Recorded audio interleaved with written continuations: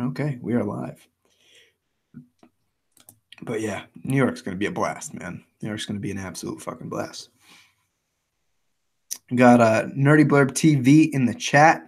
Number 1000, baby. You know it. Twas a spectacle. Let's see. I'm still butthurt that like it doesn't tell you how many people are watching anymore. Oh, it doesn't? I didn't notice No, that. no. Yeah, the Google Hangouts used to have that thing. I mean, it would tell you how many people are watching. I only know who's watching by like the comments. Some Okie Dude says 1,000, crazy, my guys. You're not wrong. It is nuts, man. 1,000 issues, and they didn't have to do what Marvel's doing and goosing around up with the numbers. Yeah, no, I know. Which pisses me off, by the way. I don't know, for those of you watching, quick preface. For example, Spider-Man just hit like its 800th issue, which like mathematically doesn't make sense, right? Because Spider-Man he originated in the 60s. He would be more than 200 issues behind something that came in the late 1930s.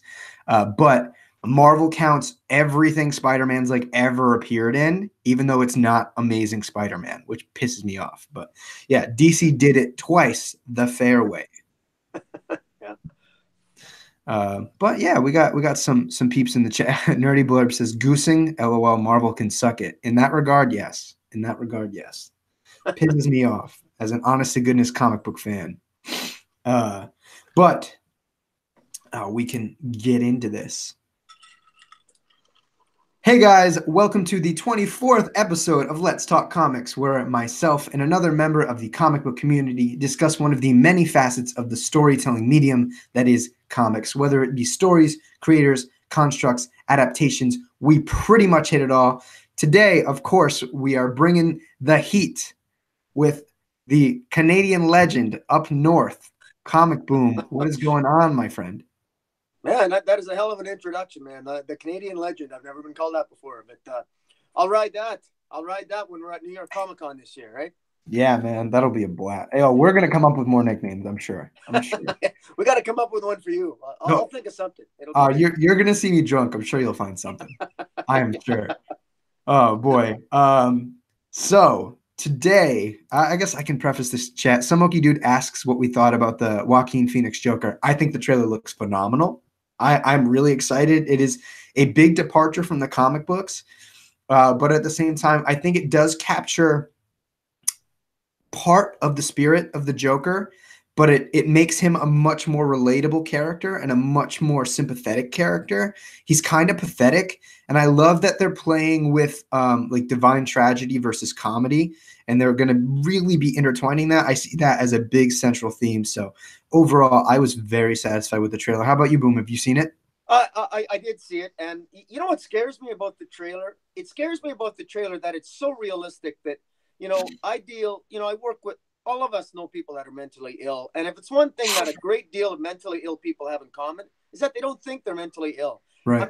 I mean, we all know people who are mentally ill, but they go through a stage where they refuse to go on their medication because it makes them drowsy, and they just, they feel better when they don't. And of course, they don't use their medication, and they do something stupid, they do something crazy. And my impression of the trailer was that here's this Joker character, the guy who becomes the Joker. He finally gives up his medication. There's a scene there where he's got the pill bottle on the side. He doesn't take it. He goes off his meds, and lo and behold, he becomes the Joker. I mean, quite frankly, the scary thing about that is that I think there's more than a few people in our actual universe that all too often become their worst nightmare because they go off their meds. And that's kind of my impression there, is that it's such a realistic take that that's what scares me.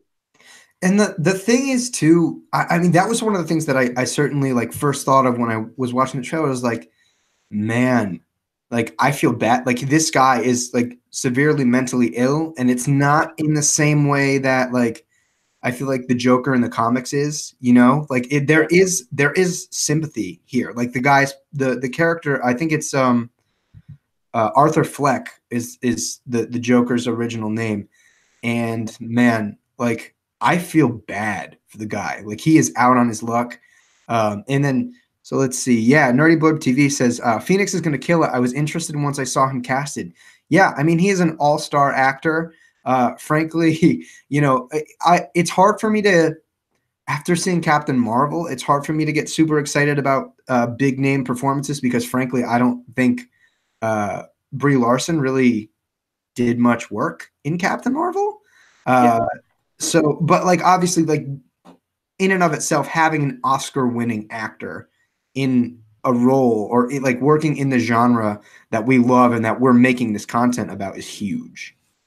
Yeah, no, it really looks like he brought his A game there, and it really looks like the subtlety of his performance, even in the trailer, was what impressed me. The subtlety of his facial expressions, and by the end of the trailer, even though he's technically wearing that same clown makeup, it's like it's got a tear running down the side and a line.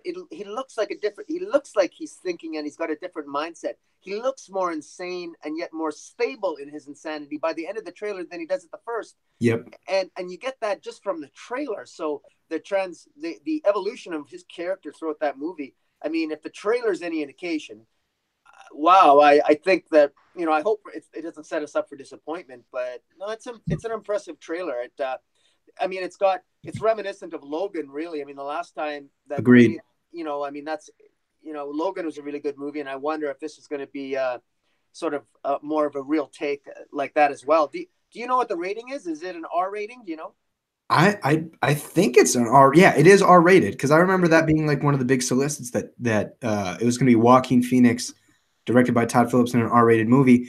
And like Nerdy Blurb actually brings up something too about how Todd Phillips was a weird choice of a director being typically associated with comedies. But frankly, I think that a good comedy director, just like a great horror director, can direct most any genre because both of those take such a level of specificity and focus. And I think it gives them a lot of, a lot of fair play to work around in other genres. And I think the fact that this movie is going to be, it's going to work that dynamic between comedy and tragedy. And it's not necessarily going to be like a lighthearted comedy, right? Because like, irony in and of itself is comedic, but can also be tragic. So I think he's really going to play on that kind of high art Shakespearean, Italian, from Dante's Inferno, concept of tragedy versus comedy. And I'm excited for that. Like this movie is going to be a high art comic book movie, and I'm totally down. Yeah, and but even Gotham, it's a very gloomy city. It's a very distasteful, ugly-looking city. It looks gloomy. It even plays into a stereotype of Gotham City, which is really good. And looks like Chicago. Looks like Chicago. Yeah, but somebody tweeted. I think it was Stephen Colbert, the talk show host there. He tweeted something yesterday on Twitter that I thought was really good. And he said it's the sign. It's a good description of 2019, where it's almost like reflecting reality, where we have, we're letting we even have a movie where the Joker's running amok with no Batman. And I think he was alluding to the political situation in the United States. It's like having a Joker around, but where's Batman? Batman's nowhere to be found. Yeah, that's kind of like what that movie is, really. Unless at the end there's going to be a Batman appearance, I suppose that you never know. But wow. Yeah. I mean, I think this movie is going to be so layered and it makes me super excited. Second Street Marvel is joining us. He's saying, "What's up, fellas?" Not much. We are here. We are talking comics and geeky things. So I am a happy boy. I don't know. I can't speak for Boom though. Oh, I'm happy, man. We're talking Batman, but Batman's 80th. And yeah, I mean, there's some pretty decent stories there. I thought, maybe we will be constructively critical as we talk about it, but for the most part, I thought that there was some good stories. I'll just make one quick comment before we get into it. And I share the commentary from Weird Science DC as a podcast, and Jim Warner on that made more than one comment about how he was surprised at the lack of Batman writers that are available in the issue. I mean, there's no stories by Grant Morrison. There's no stories by Alan Moore. I mean, there's a surprising number of big names that are available that didn't write an issue, which is surprising. And yet we got somebody like Bendis who's doing a story. We got it's rather a curious choice of writers, I thought, quite frankly. If I you're agree. looking at Batman from an historical perspective. No, and I think that this is applicable all the way around the board, whether it be writers, internal artists, cover artists. I don't think DC really used the full gambit of influential creators on Batman, and there are many of them that are still alive, and that probably would have been down to do it, that just didn't. For example, I think they got a lot of it. A lot of it, I think they covered a lot of the artists with the variant covers. So even though there's a lot of artists that aren't in the comic that but that's cheating to me. A variant cover doesn't really count in my mind. Not to mention, most of them are retailer exclusive variants. I mean, you look at, I mean, both the writers on this book and the artists doing covers were recycled from Action 1000. I mean, let's be real, and that's kind of disappointing. I would have loved to see, like, for example, for those of you that didn't watch, I put up, my brief non-spoiler thoughts of Detective 1000. I don't know why Steranko did a cover. I have no idea why Steranko did a cover. I mean, it's the same composition as Action 1000. And frankly, like, shame on you, DC, for letting him do that for such a monumental issue. But B, the guy has had no impact on the character whatsoever. I mean, unless I'm being an idiot and speaking out of turn, I don't think he's done anything major for the character. I don't think that, I mean, the 2000s cover, Jack drew his freaking face, man. Like, yeah, it looks great, and it would look great as a variant cover for Detective Comics 1001. But Detective Comics 1000? I'm sorry, man. A face in the rain that's mostly covered in black cowl ain't cutting it. Yeah, but But there's a lot of, I think there's a lot of good things to say about some of the stories, and we can get right to it. Yeah. So do you want to go in order, or do you want to just talk about stories and just hop around stories we enjoyed, stories we didn't enjoy for whatever reason? It doesn't matter to me. If we could go in order if you want, and then we can give our rankings at the end if we do have a ranking. That's what I was doing. I did rank my top 5, but I don't care. Whatever pick a story and whatever. Sure. I mean, well, I think before we go into the stories, let's start from the outside in. For the decade variant covers, for you, what was the one that reigned supreme? And I have a feeling we have the same answer. So what were your 2 favorite covers that we got out of Detective 1000 that were accessible to the general audience? Well, you set me up for this one, but my first choice is I got the Steve Rude variant for Action Comics when it had its anniversary, and I love the Steve Rude 1930s variant cover for Detective Comics. I just love that style. It's reminiscent of classic Batman. And then probably the other one I like is Alex Ross's cover is very valuable, and it's really cool, and it's a nice homage. But I really like the fact that I'm getting the Gleason. Dark Knight, you're nice enough to send me a copy of the exclusive Patrick Gleason variant. Only because I really like Patrick Gleason's art, and it is a pretty nice looking cover. Yeah, I mean, I'm going to 100%. I mean, if anybody's watched my last 2 videos, I'm in love with this cover. I love this cover. I would literally buy. If I didn't have this like obsessive compulsive desire to get one of every decade, I would have gotten 10 of this cover because it is so damn good. And frankly, I agree. Steve Rude delivered the best cover for Action 1000 too. And I kind of love the fact that both of the decades that contain the origins of both of these characters were the best. I feel like it just makes sense. Of course, I love the Alex Ross cover. I bought it. I have 2 copies, and it's hitting up eBay, man. That's the most valuable one. It's the most classic cover. It's a representation of the classic Detective 27. It's gorgeous. It's Alex Ross. It's got all the recipes for maintaining value. And you said you got 2 of them. Yeah, I'm gonna sell one. Nice. But yeah, frankly, I mean, it's a beautiful cover. I bought it for a reason, man. Like, this thing was a pain to get. You had to get in a line just to be able to buy the book, and even then it sold out. So I'm super, super happy that I was able to get it. Obviously, Alex Ross is one of the greatest comic book artists ever in the history of the industry, and just did this beautiful homage to the original Detective 27. And I love that we brought back, the old school font up top and the layout. It's just a great looking book. In terms of general release, I love the Bruce Timm, Jerry Robinson homage. I think it's nice and simple. It hits, the representation for the 1940s, on the head. I like it, man. I mean, Jerry Robinson is one of the most quintessential Batman artists ever, and I think Bruce Timm homaged it beautifully. Yeah, yeah. What I actually wish they would have done for the main cover rather than have a Jim Lee. I really think they should have been creative, and I'm going to be very selfish when I say this, but when I do my thumbnails for my videos, and I know this sounds maybe a little bit, it's going to sound egotistical, but I like taking images from different things and doing thumbnails. And they got all that professional creative talent. They should have taken artistic renditions of Batman and Batman family and put a combination of all the decades on one cover. That's what I would have liked to have seen. For the main cover myself. But yeah, that would have been really interesting. I mean, I don't think DC would have been willing to pay for it, but that would have been really interesting. And I think it would have been super evocative to, the monument. No, but think how cool that would be. They would have a collage of all the great covers, but like just excerpts from the cover in one massive main cover. And then you could buy the individual variants with the vignettes that are on the main cover. I think that would have been brilliant. Mm-hmm. But then, obviously I don't work for DC.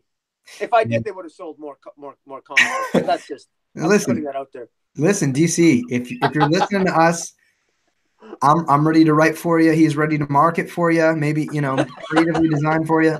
We're ready. We're in it, man. So give us a call. Yeah, we'll make the pitch when we're in New York. There. I guess they're in Burbank, California. We'll have to do a little. Hey, our buddy and pal Dan DiDio will be there, so anything can happen. But yeah, no, I mean there were some as much as I'm like bitching and moaning about it, there were some truly great covers that I think were, I bought every cover, but there were a couple that there was no doubt in my mind I could resist. And then just to give the folks at home a visual on the Gleason cover that you refer to as a Newberry Comics exclusive. Super cool image.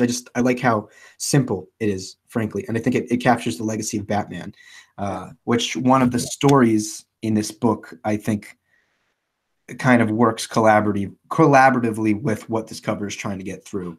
So Samoki Dude asks, the Lee Bermejo cover. Oh, yeah, the Midtown Comics exclusive. I mean, it's probably still going to be there by the time we go there in May. So I mean, in October, so I'm sure we could pick the Lee Bermejo Detective 1000 cover, but frankly, I bought so much already, I don't need any more. Yeah, if anybody watched my last video where I briefly, like, non-spoiler discussion on Detective 1000, like, just stack. Like, it's right here. I'm not picking them all up. Love you guys. Not doing that again.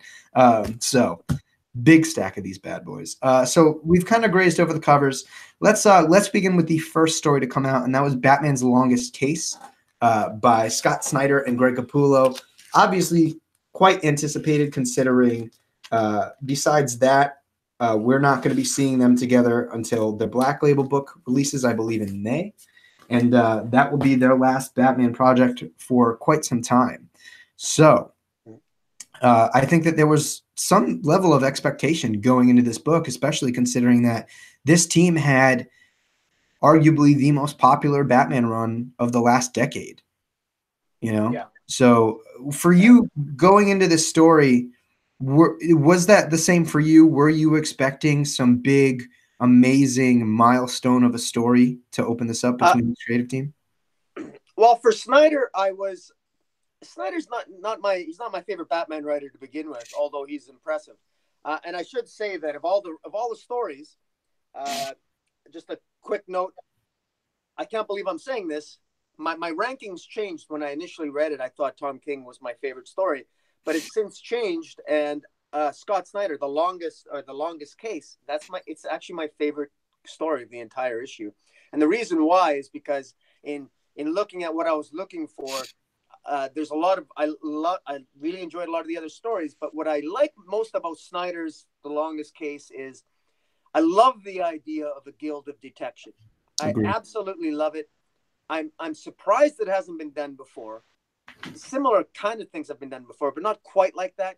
I think it's something that I just love the idea. I love the idea of a case where Batman, the only way to become a member of the guild is to be genius enough to reach a certain level where you're able to accomplish and find the location in the first place. And I also never took offense. I never took offense that, a lot of people were complaining that, everybody else discovered it before Batman did, and that they were insulted that, like Hawkman said to Batman when he got there, what took you so long?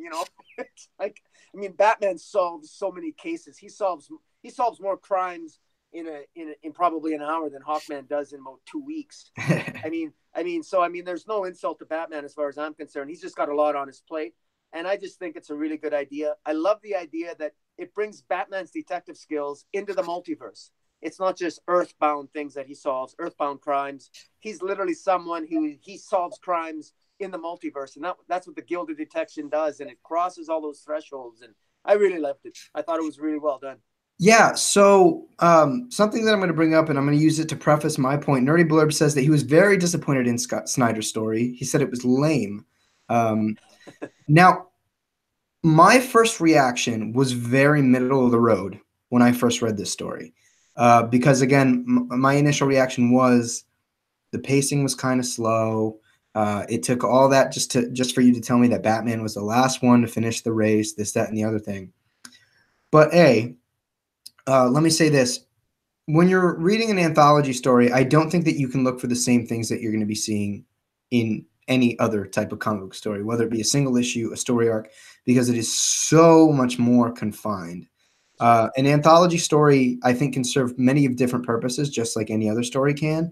But you are obviously trying to value every single panel and page more so than any other type of story because you have way less legroom. So looking at this from that standpoint, viewing this as an anthology, does it serve to preserve the legacy of the Dark Knight or highlight something? Yes, it does.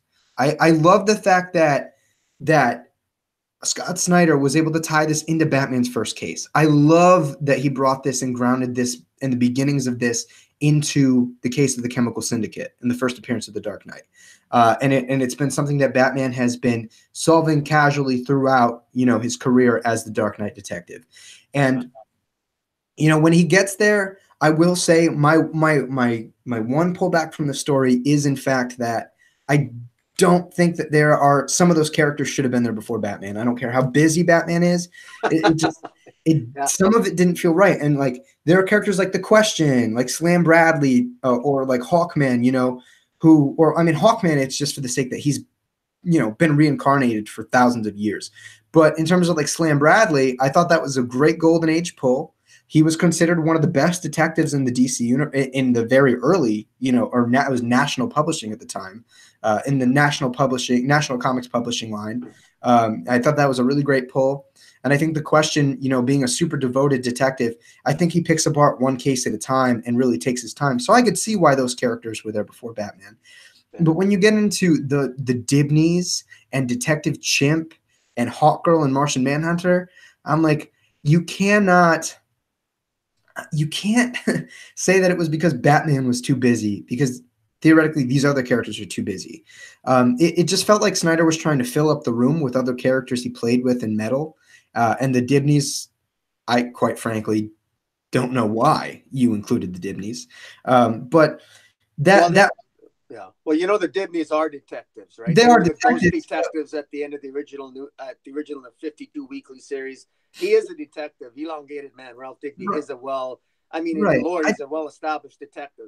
But is well established the same as the world's greatest detective? That was like the line I had to draw. That was the most frustrating part for me. And again, like, maybe Scott Snyder has some crazy elaborate reason as to why, but I will still never really be 100% satisfied with the fact that Batman came here after Manhunter and Hawk. Like, is Hawkgirl even really a detective? Like, I mean, like Carter Hall's an archaeologist, makes sense, but like, what are we just throwing her in there because we need, a woman in the room?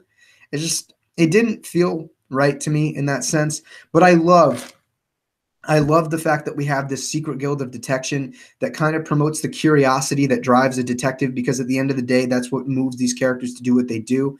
And I think that the last page, especially the last panel, was really inspired with Batman opening up a book, and then you can see him surprised, and the last bit of dialogue is just wow, because like there's obviously going to be mysteries out there in the universe that are untouched, and there are going to be answers that Batman might not have expected. So I think it opens such a broad variety and just such a broad landscape of story for them to potentially approach. But it just, the idea of it, the concept that there's a multiverse of cases, that someone like Batman, we're pretty much establishing that he would be equipped to solving, is just, it's a beautiful homage in that sense. But again, I can't help but feel like it was a step back to have some of those characters there before the Batman. Well, Even if we, I I I completely I understand why you feel that way. I do, and I don't disagree with it per se. However, my only comment would be that what saved it for me, and the reason why I elevated it to my favorite one, is that here I am 2 weeks after, and I'm asking myself, which story am I now most excited about moving forward? And it's The Longest Case. I'm more excited about The Longest Case, and where the Gilded Detection is going to go. I'm much more excited about that than I am for Medieval Knight with the Arkham Knight. I just am. Now maybe look, I love Gleason, and maybe Arkham Knight will be awesome, but the Gilded Detection, I love the concept, and it's got a lot of potential. You said a very important thing. You said that when you do there's different ways to do a tribute to Batman. You can do a tribute story where where it's based on theme or some sort of philosophy of Batman, or you can do the beginning of a new story, a new idea, a new approach, and that's what Snyder's doing. And I think I like the idea that he's linking it to metal, because Batman metal, I think it is awesome. It's including the Hawks. It's like I said, and I choose to believe that the Gilded Detection. I choose to believe that Batman he's in another playing field, and he can't be everywhere all at once. And I'm willing to forgive Snyder that minor little faux pas, little dig maybe, that Batman. Batman can still be the greatest. It doesn't mean he has to be first. Yeah, I mean, it just, it feels like with how efficient Batman is as a detective, and obviously being renowned as the world's greatest detective, was just a little bit of a bummer, that like the Dibneys were there. And like, here I am, I am internally trying to rationalize those choices, right? Like I said before, I could rationalize the question. I could rationalize Hawkman. I could rationalize Slam Bradley. But I feel like I shouldn't have to do that work. I feel like the writer should have made the choices that would have made it easy for me to understand. And maybe that's just my criticism as a reader. But overall, I love what this grazes over, and I love that we're embracing Batman's roots and taking it a step further. I love some of my favorite Batman stories of all time are these gritty, crime thrillers that take place on the streets of Gotham and in the alleys.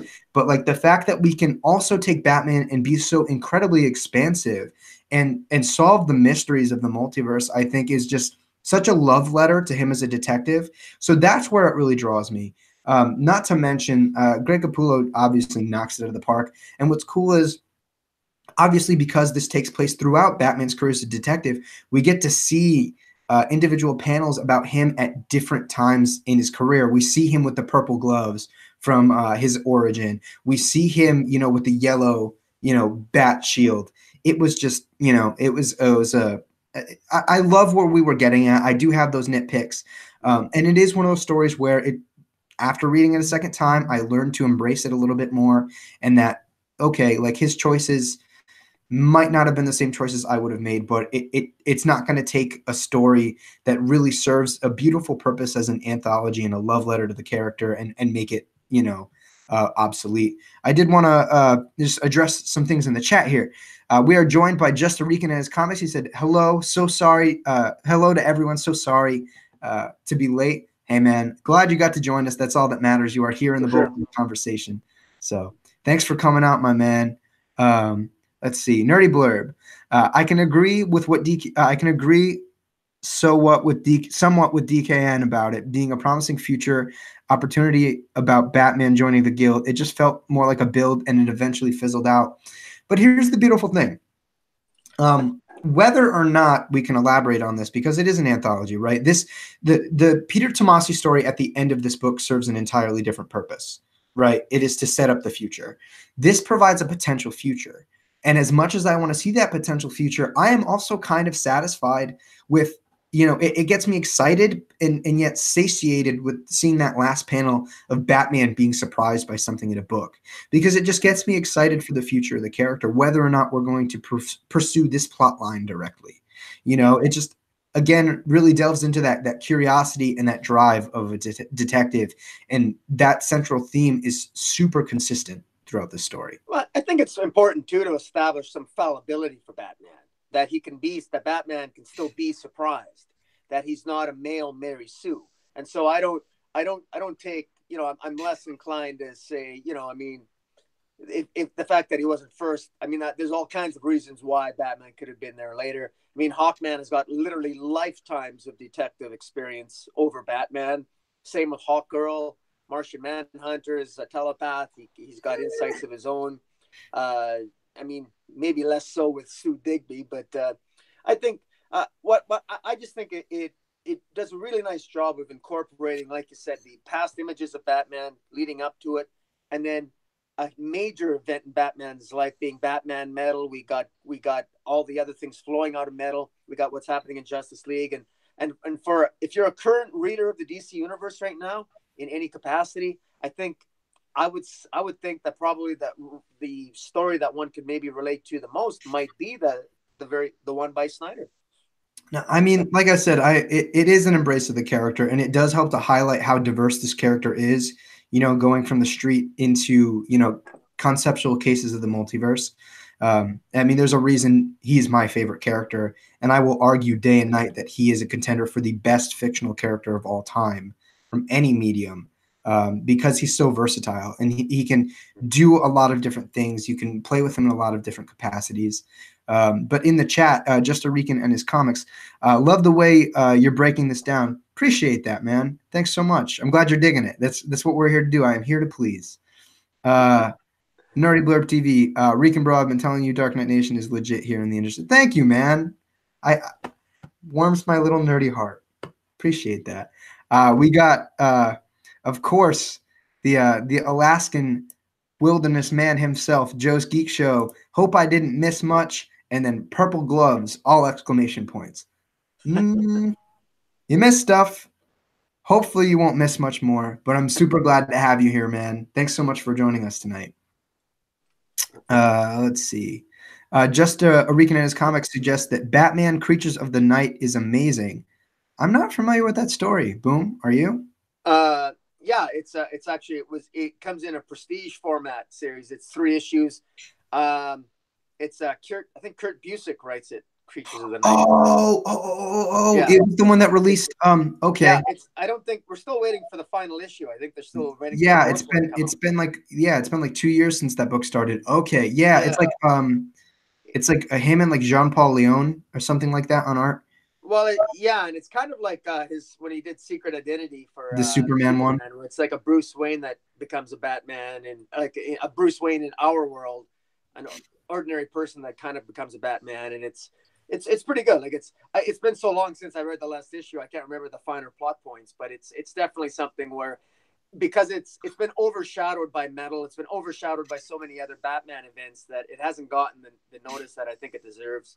Dude, I never started it because I was like, I'm gonna wait for the full story, because I think same with the Superman Secret Identity, I think it reads best as a complete story. So I was gonna wait, and I've been waiting for Creature of the Night, and I just that just made me realize that the 4th issue hasn't come out yet, and it started 2 years ago. It's worth. I mean, most people now will probably wait for the trade, like you say, but I mean, you could probably. I'm sure there's back issues at the local local comic book retailer. So. Yeah, I'll have to check it out. I mean, it's Kurt Busiek. Kurt Busiek is he's I'll use like one of my allotted F-bombs in the night. It's fucking Kurt Busiek. Yeah, Kurt Busiek is awesome. Yeah, he's always on Twitter. He's giving advice, and he's funny. He's humorous. He's got a sarcastic sense of humor. I like him. I like following him on Twitter too. He's a good guy. Yeah. Let's see. Nerdy Blurb TV. One of these days, DKN, I'd love some recommendations on some of Batman's best detective stories. Samoki Dude says that he thinks The Long Halloween is the best detective story along with The Court of Owls. Both of those are great detective stories for Batman. And of course, one of these days, maybe Boom and I talk about some of the best detective-driven Batman stories, because I'm sure that we could give you the whole roundabout. But we're going to get back into the topic, and we'll be coming through more of these chats later, as we do have quite a few stories to get into. And the next story, unless you're not finished talking about Snyder and Capullo. No, go ahead. Is going to be Manufactured for Use by Kevin Smith, independent film director, author of Green Arrow Quiver, Batman Cacophony, Batman the Widening Gyre, and Daredevil, Guardian Devil, upon other things. And Jim Lee, enough said. Yeah. So this story I thought was super interesting. Just that, for the most part, again, this is going to be spoilers, but I don't know anybody who would come to this conversation and not have not have read the book. But this entire book is narrated by Matches Malone, and if you guys are new to the Cape and Cowl, Matches Malone is Batman's kind of a mob persona that he uses kind of to uncover some reconnaissance on the streets of Gotham.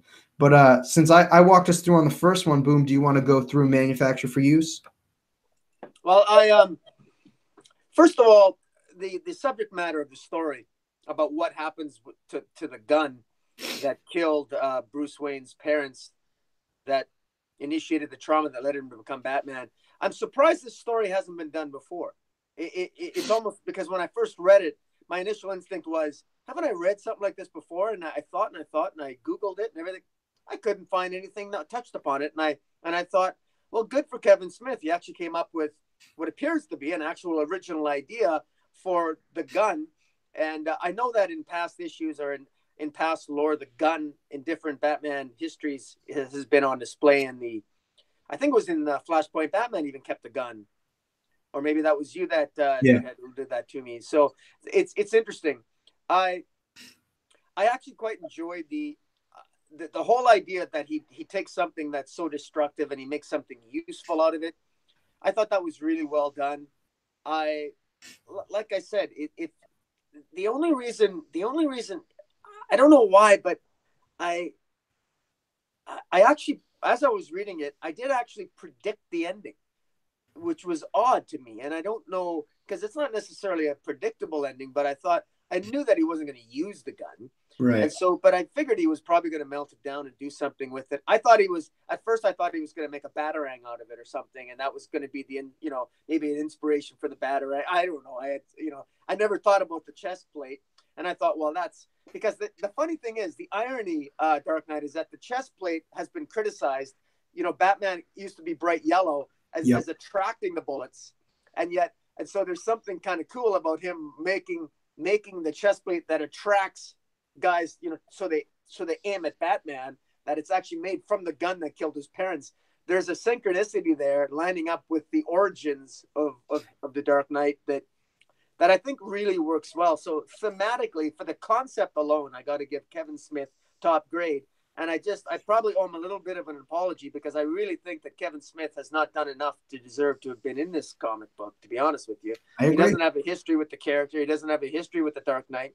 But I know he's really good friends with Jeff Johns, and he's got a connection to the DC universe and everything else. But I really didn't think he should have been someone that should have been asked to contribute. But I got to admit, his story is one of the best ones in the issue. Yeah, I mean, you can definitely see Kevin Smith's love for the character and his love for the history and the lore behind Batman. I mean, he plays with some stuff from Hush. He plays with some stuff from Year One, and obviously The Dark Knight Returns, where Frank Miller rationalizes why he has a big yellow symbol, on his chest, and it's because it's the most heavily guarded, area of his suit. And there is obviously something really beautifully symbolic about taking the thing that is the cause of all of his death and despair and sadness in his life, and make it the thing that defended him and protects his heart. And obviously, putting it in front of his heart drives this really strong, passionate metaphor. And throughout this issue, Batman's rogues, it shows a number of Batman's battles with his rogues, and all of the point of contacts of their aggression are right on his chest throughout the issue. And it's juxtaposed with, the ever so secretive matches Malone in like this, back alley Gotham black arms dealer. It's kind of like if you guys read Batman the Black Mirror, where there's like this auction for like paraphernalia and memorabilia from some of Gotham's greatest crimes. Kind of the same thing in that regard. And it is a very strong and powerful metaphor, and you can see how much love, went into this story. And I can certainly appreciate that. From the writing standpoint, my one quirk with this is that he really like shoves this down your throat. Like he really, like, word for word, like at the end he says, "So the metal that broke my heart as a child, that same metal will protect my heart as a man, and that is justice." It was cool, a little bit cringy from a writing standpoint, because frankly, I think that visually Jim Lee, it's freaking Jim Lee. So visually, Jim Lee directs the scene and shows us everything that we need. I don't think I needed those internal monologue captions. I think that, the metaphor was already super strong. We can already visually see the process of Bruce melting down the gun.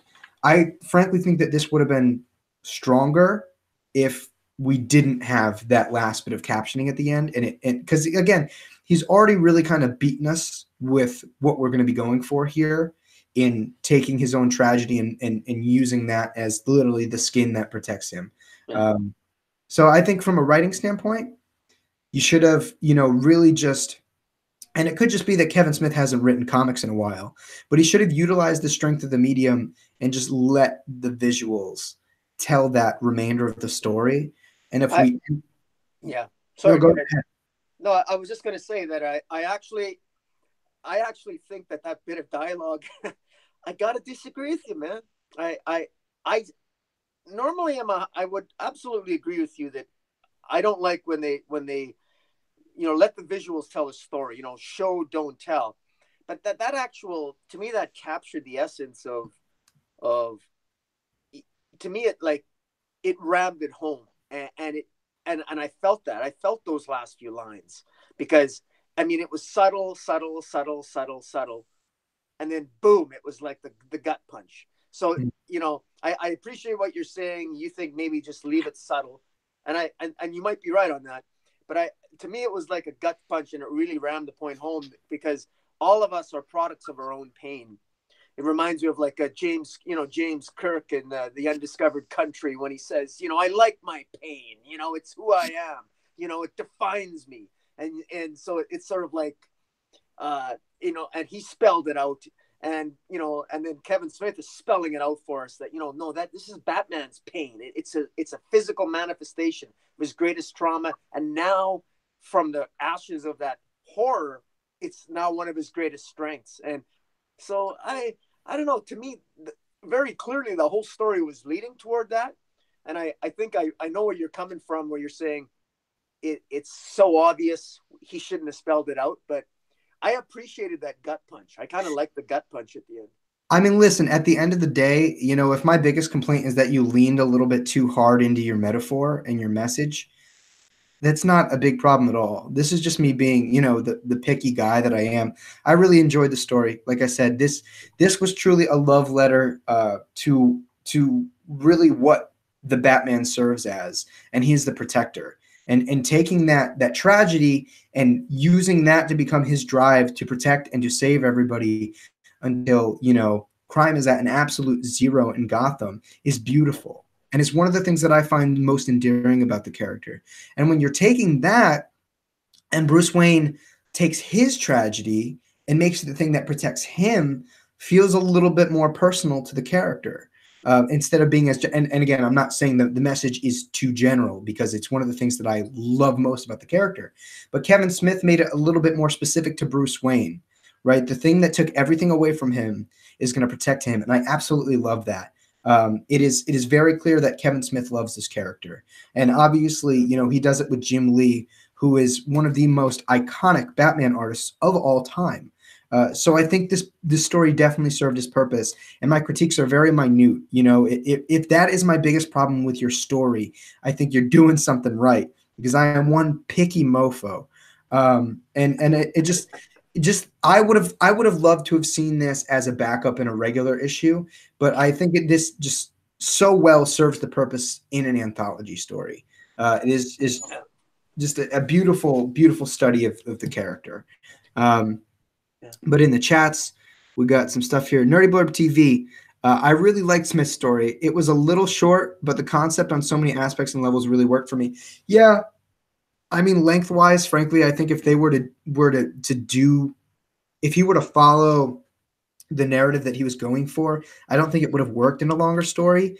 And frankly, I think Kevin Smith and Jim Lee got one of the lengthier page counts in this book, if I'm not mistaken. So I think in terms of like length, I think it worked out super well for the story. Samoki Dude says, what's always annoyed me about Frank Miller is everyone acts like he is a Batman superstar writer, even though he only did about 2 stories. Let's see. I mean, Grant Morrison did an entire run, and he isn't as recognized, and he did what Mark Waid tried to do with his ass Daredevil run. He took everything from Batman's history and made it all work. I don't know if you're saying that Mark Waid's Daredevil was ass or Frank Miller's Daredevil was ass. So I'd ask that, I guess you can clarify there. In regards to that, I mean, I think logically speaking, I mean, Grant Morrison did have a phenomenal run, but there are a number of Batman creators who had amazing storylines or amazing runs that don't get really recognition at all. I mean, most people don't realize that Greg Rucka had a somewhat lengthy Batman run. I mean, it was what, 15 issues or so? Yeah. And it was great, and nobody talks about it. Absolutely great. So I can see where you'd be frustrated, but you also have to look at the iconicism of each story. You know, as much as I love me some Grant Morrison Batman, it was the first Batman run I ever read. Frank Miller's Year One of The Dark Knight Returns are in everybody's top 5 Batman stories for a reason. Yeah. And yes, I will concede to the argument that yes, Frank Miller is very 50-50 on Batman. He has had a couple not so great stories, and frankly bad ones, and 2 of the greatest Batman stories of all time. But you have to look at it from the pop cultural perspective and what the general audience chooses to recognize, right? And that's a whole nother ballpark. So yeah. Well, I mean, we can't underscore Frank Miller's Batman is beyond phenomenal. He defined the character that is still the existing Batman today is still in large part a Frank Miller Batman in more ways than it isn't. That's how powerful his interpretation of Batman was in The Dark Knight Returns. So it transcends the number of Batman stories that he's told. It went beyond that. It made people realize that if Batman is a dark character, he should be written like a dark character. Frank Miller is taken for granted because he did something that today is considered obvious. He wrote Batman as a kick-ass, very dark character that was doom and gloom and had some angst and maybe had a little bit of mental illness, but also had that he really reflected the trauma that Batman had in a way that no other writer had done before. And that's resonated and stayed with us. So, which, by the way, it's a tragedy that Frank Miller never did a story in this. It's absolute tragedy. I mean, you mentioned Greg Rucka, Frank Miller. I mean, why isn't there a Frank Miller story in this? Come on. That could have been by choice, just because he is doing Superman Year One for the Black Label. No, fair enough, but something. It just, I don't know how you can have an 80-year Batman detective and not even have a sketch of Frank Miller in there. We got the cover. Well, he did that 80s cover. I mean, yeah, it's not great. I consider that a cop-out. I mean, a cover is in fact, that cover, that cover could have been something he drew from 10 years ago. I mean, Yeah. Don't get me started because I know that there are a couple covers that were old. But in regards to what you said about like the longevity and the resonance of Frank Miller's work on Batman, all I'm going to say is that I couldn't have said that any better. And if I did, I'd be doing it a disservice. Boom makes the perfect point about it. And there is something to be said about, you know, him doing it first. You know what I mean? Like he was the revolutionary. There is a reason Jimi Hendrix is considered the greatest guitarist of all time. And it's not because there's never been anybody who is a better, you know, more skilled guitar player, but it's also the fact that Jimi Hendrix was incredibly skilled and invented a lot of the tools that these modern guitar players are using to surpass him. And it is the same thing with Frank Miller.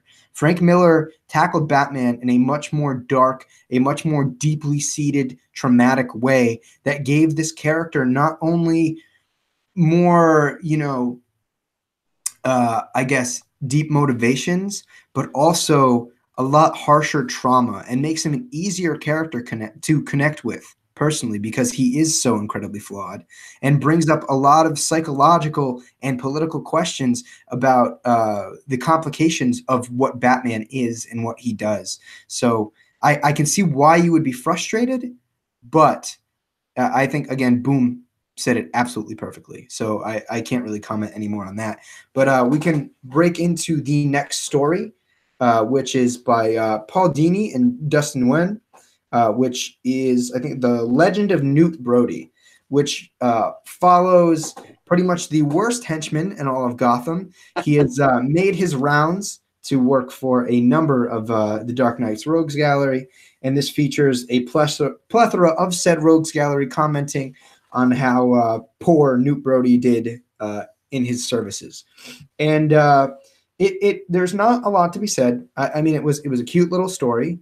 You know, and I think ironically, like I don't know if it was intentional that this was placed right after the issue about Matches Malone, but you learn that Newt Brody was simply members of the Bat family masquerading as a henchman to sabotage the criminal activity throughout Gotham. And what's cool is, I don't know if you noticed, but there's a panel here that directly homages a scene in the Batman animated series in the fourth I never noticed that, no. Yeah, from the costume to the poses and Harley being on the ground.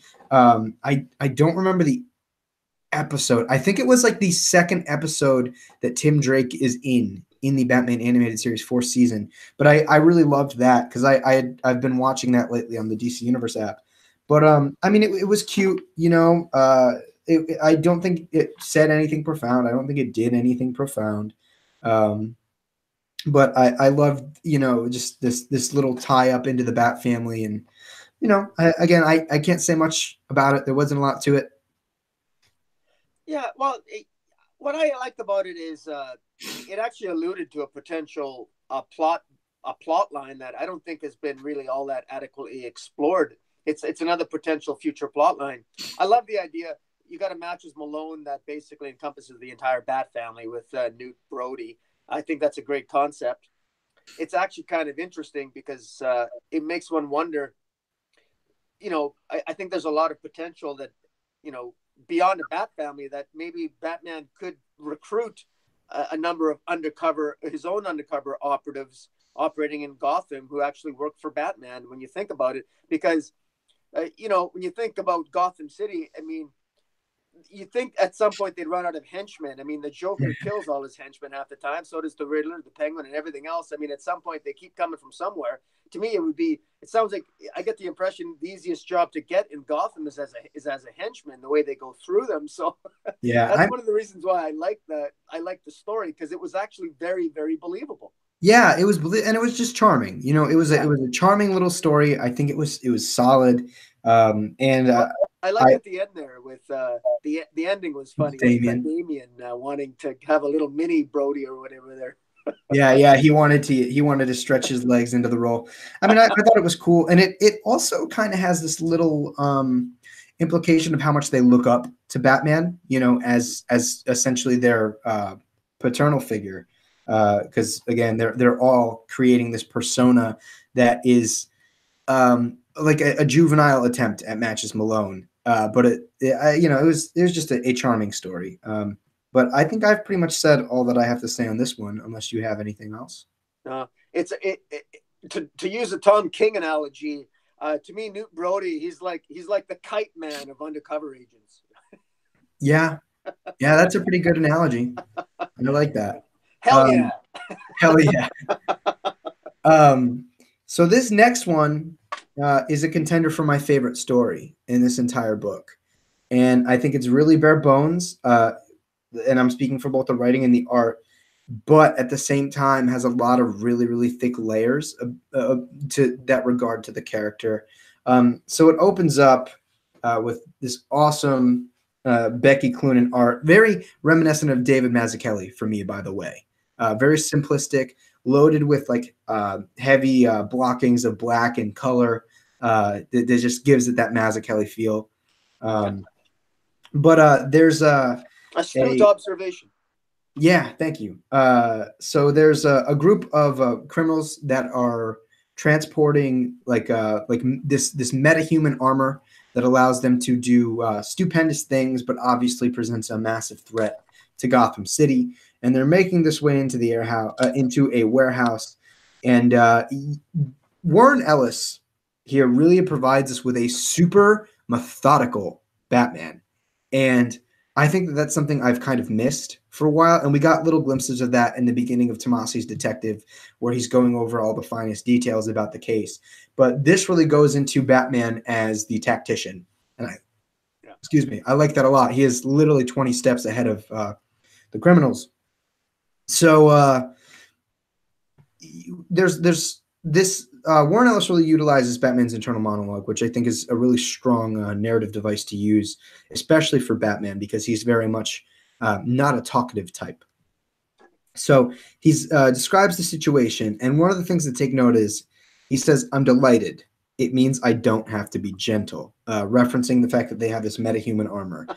And the strength in this is following Batman, taking down each one of these men systematically, but all captioned by this internal monologue. And I think I'm going to go through most of it because I think it's really important to this story. It is one of the big strengths. Yeah. So he says, "They're from bad places, and they made bad choices. On some level, I don't blame them for trying to make new futures any way they could. But not like that. Not in my haunt." And you find out that Batman has explosives set throughout the warehouse, and he's using voice commands to use them, to pretty much break down this group of criminals. And again, and he's lurking around in the shadows and in the smoke and in the dust. And it just gives this really great visual aesthetic. But you get to follow Batman narratively and how he operates. Which Becky Cloonan did a really good job on the art. Dude, the visual storytelling here is top notch. But obviously, Batman makes note that nothing will kill him. And we focus on the last two thugs, one of which Batman does take a little bit more of that pent-up aggression out on, because you find out that he killed one of his children with his bare hands. So you can see Batman kind of relishing a little bit more and being able to physically punish him.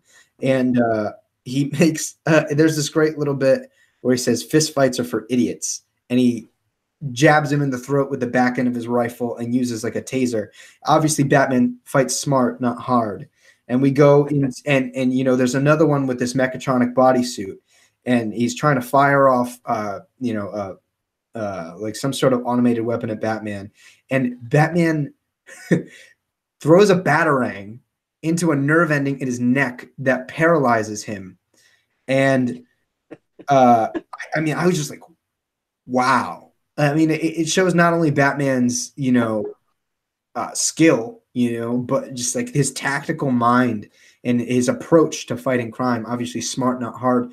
And this really embodies, for me, I know we brought up The Dark Knight Returns earlier, when he realized that he needed to act as the surgeon when he was fighting the mutant leader, to use his strength mentally in order to physically beat out the villain. And so the internal monologue says, "Can't disconnect his suit from here, so I disconnect his arm from his brain." Yeah. I was like, I mean, some people thought it was a bit harsh. I mean, it is for anybody who doesn't know much about nerve endings. The the batarang, I assume, is made of some sort of insulative material, so it probably conducted the electric nerve signal for him to be able to move his to cause his muscles to contract. But So I thought Batman's motivation there goes one step further than you're suggesting. I agree with you in terms of he wanted to be sort of like the fighting surgeon, but I think that I read a little bit of predicament there in Batman because he wanted to strike fear into the cowardly lot. And so by paralyzing him, by disconnecting his arms from his brain, all the bad guy can do is listen to Batman's voice, listen to what Batman's saying, and then of course, as I'm sure you'll read on, just Batman playing the game of psychology with him, and you can't beat Batman when it comes to psychology. oh yeah, I mean, even in that panel, you can see him, kind of lurking in the shadows, as the criminal is down for the count. I mean, this Batman is just tactical and efficient, and I think you make an excellent point. And here, these last 2 pages are where this story really takes a turn for where Warren Ellis is taking the character. So he goes, I was wondering what this one would do. Sniper, cautious, observant, but you have to know what you're looking for. And he starts setting off some of the explosives. See, this is the only one I was worried about. The leader. I've studied him, and for me, I love how obviously Batman is very brief when he's speaking, but mentally in his head, he's just getting to point to point to point to point, so that he can come to his conclusion, and his methodology to stop them. And he goes, he's a visionary, criminal, and unstable. And we find out that he has the switch to a massive explosive, and that he's sick of not being listened to and sick of not having a life. So obviously, being deranged threatens to kill Batman in the city.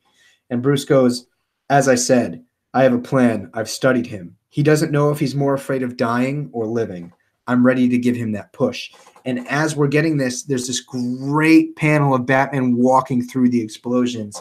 And obviously, you would be led to believe that he's just going to beat the living piss out of this guy like he's done to the rest of the group. And he goes, look at me. And then repeats himself, look at me. I'm already dead. Look at me. I'm trapped in this place, and all I do is haunt the living. Is that what you want for yourself? And the man cries and gives him over the switch. And this juxtaposition of what Batman does and how versatile he is as a character is what makes me absolutely fucking love this story. Because not only is Batman the planned, methodical tactician that is ready to do what he needs to do to stop crime, but he's a human. Batman is so deeply human, and it's his humanity that gave birth to the tactician, that gave birth to what the Batman is. That's right. But and I will add to that by saying that Batman says something that makes him, in my view, he's very human, but he's not acting particularly, he's not expressing a great deal of humanity when he's talking to the terrorists. He's basically saying, I haunt the living.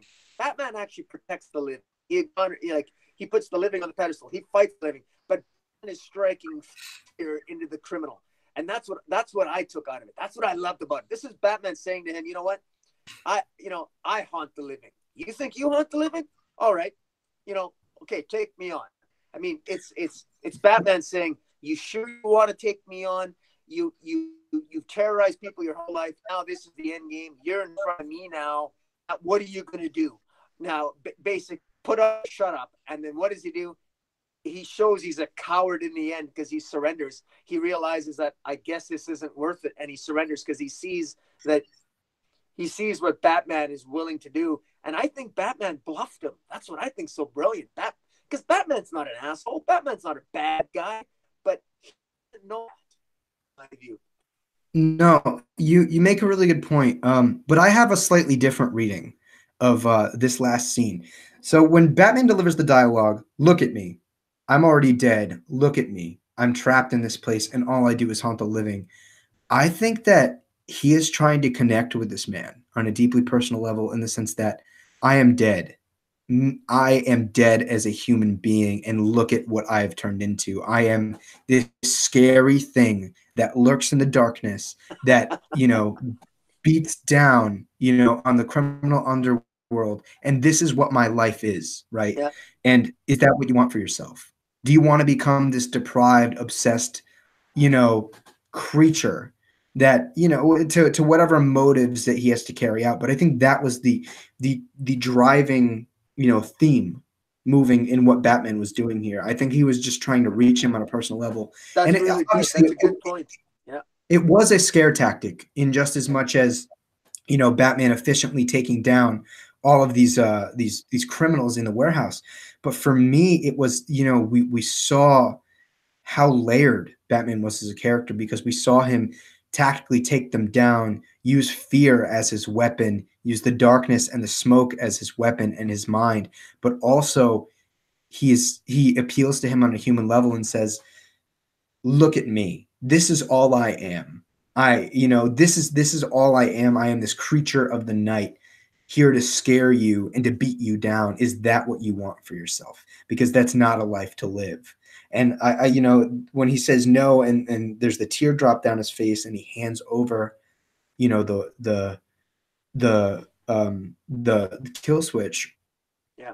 I think that this is powerful because Batman, I think, very few times to 100% completion saves someone. I think that he's reached this man, this criminal, this murderer on an emotional level, and might have stopped him from going down that obsessive path. You know what I'm saying? Unlike, he stops a number of his rogues gallery, puts him back in Arkham. He might have, a big, drawn-out, profound thing to say that would convince a normal person, but at the end of the day, they're going to break out of Arkham and do it all over again. But there's something about this that just has me thinking that this guy, maybe out of fear, because Batman just, took down him and his men, but maybe on a human level realizes that what he's doing is destroying him and is making him this shell of a man. And that's something that I would like to think that Batman really succeeds in this story for me. I think that was an excellent analysis. You've convinced me. That was brilliantly stated. That was very astute. I like that explanation, and it really resonates. It really does, and it makes sense that Batman. The fact that Batman has the self-awareness that Batman knows that he can actually basically project himself onto a criminal by saying, look, this is who you could become if you're not careful. And he's already talking to somebody who's murdered his own child. It shows a lot of self-restraint on Batman's part. Well, it not only so it shows self-restraint, but it shows that as much as people try to say Batman is losing his humanity, I think the fact that Batman has towed that line so many times makes him so much more in touch with what it is to be human. And he doesn't want to let anybody, get close to where he's been.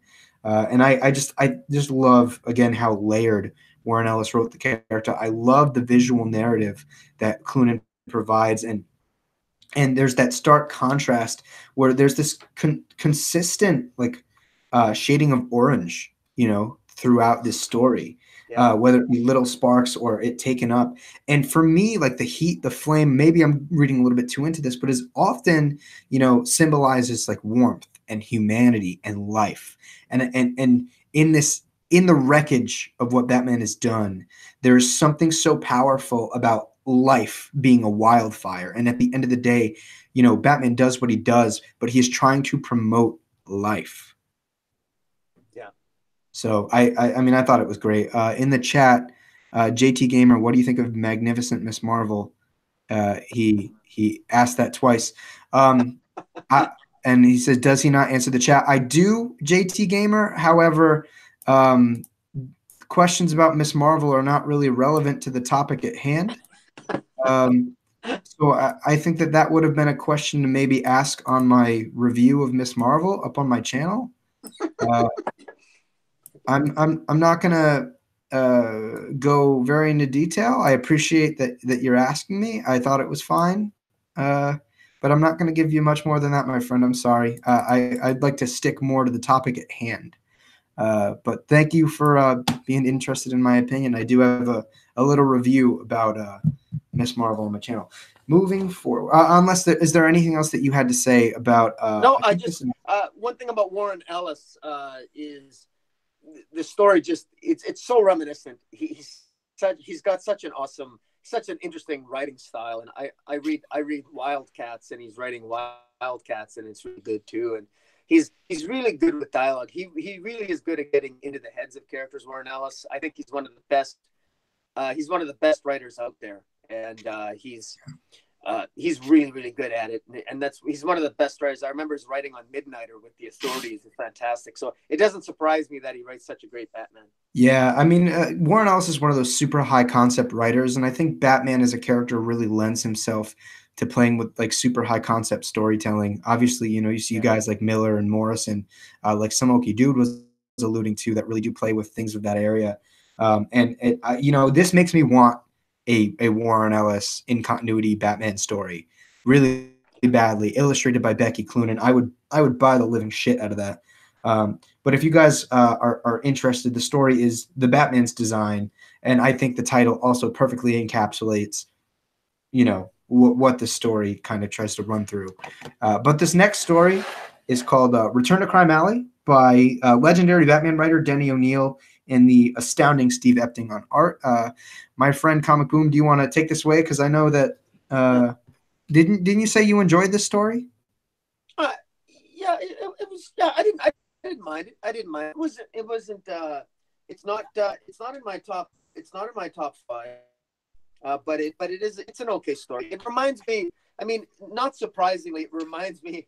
I think I said in my review. I know I said in my review that it reminded me of the old 1970s Leslie Tompkins, and because in old Batman lore, in the older Batman comics, Leslie Tompkins was always written older, and of course nowadays in modern Batman comics, Leslie Tompkins, she's a lot younger than she used to. She's much younger than she used to be. And Leslie Tompkins always had a very negative attitude toward Batman and toward the choices that Bruce Wayne made to make him become Batman. And this story really, really doubled down on that. I thought this story was, while I didn't dislike any of the stories in this entire anthology anniversary issue, but this was a little heavy-handed. This really played the old style Leslie Tompkins trope of she really didn't like the choices Bruce Wayne made in his life, always giving Batman a hard time.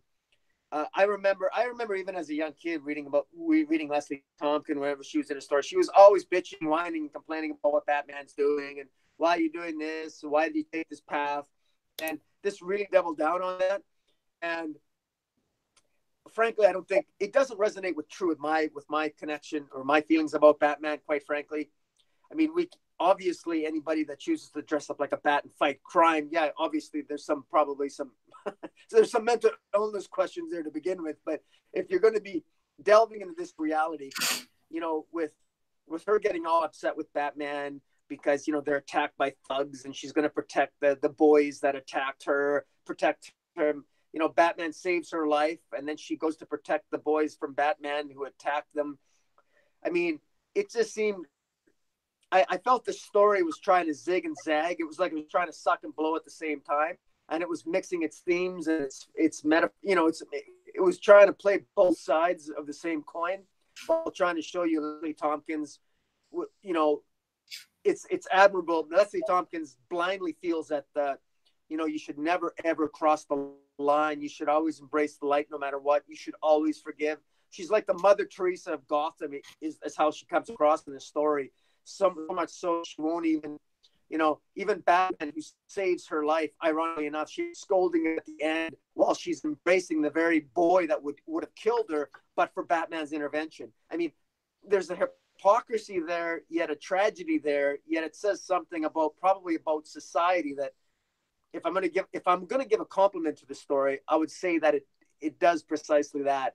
It shows how hard it is somebody like who has the values of Leslie Tompkins, how hard it is to be in a place like Gotham, where trying to stand up for your principles. How can you do that and not become Batman?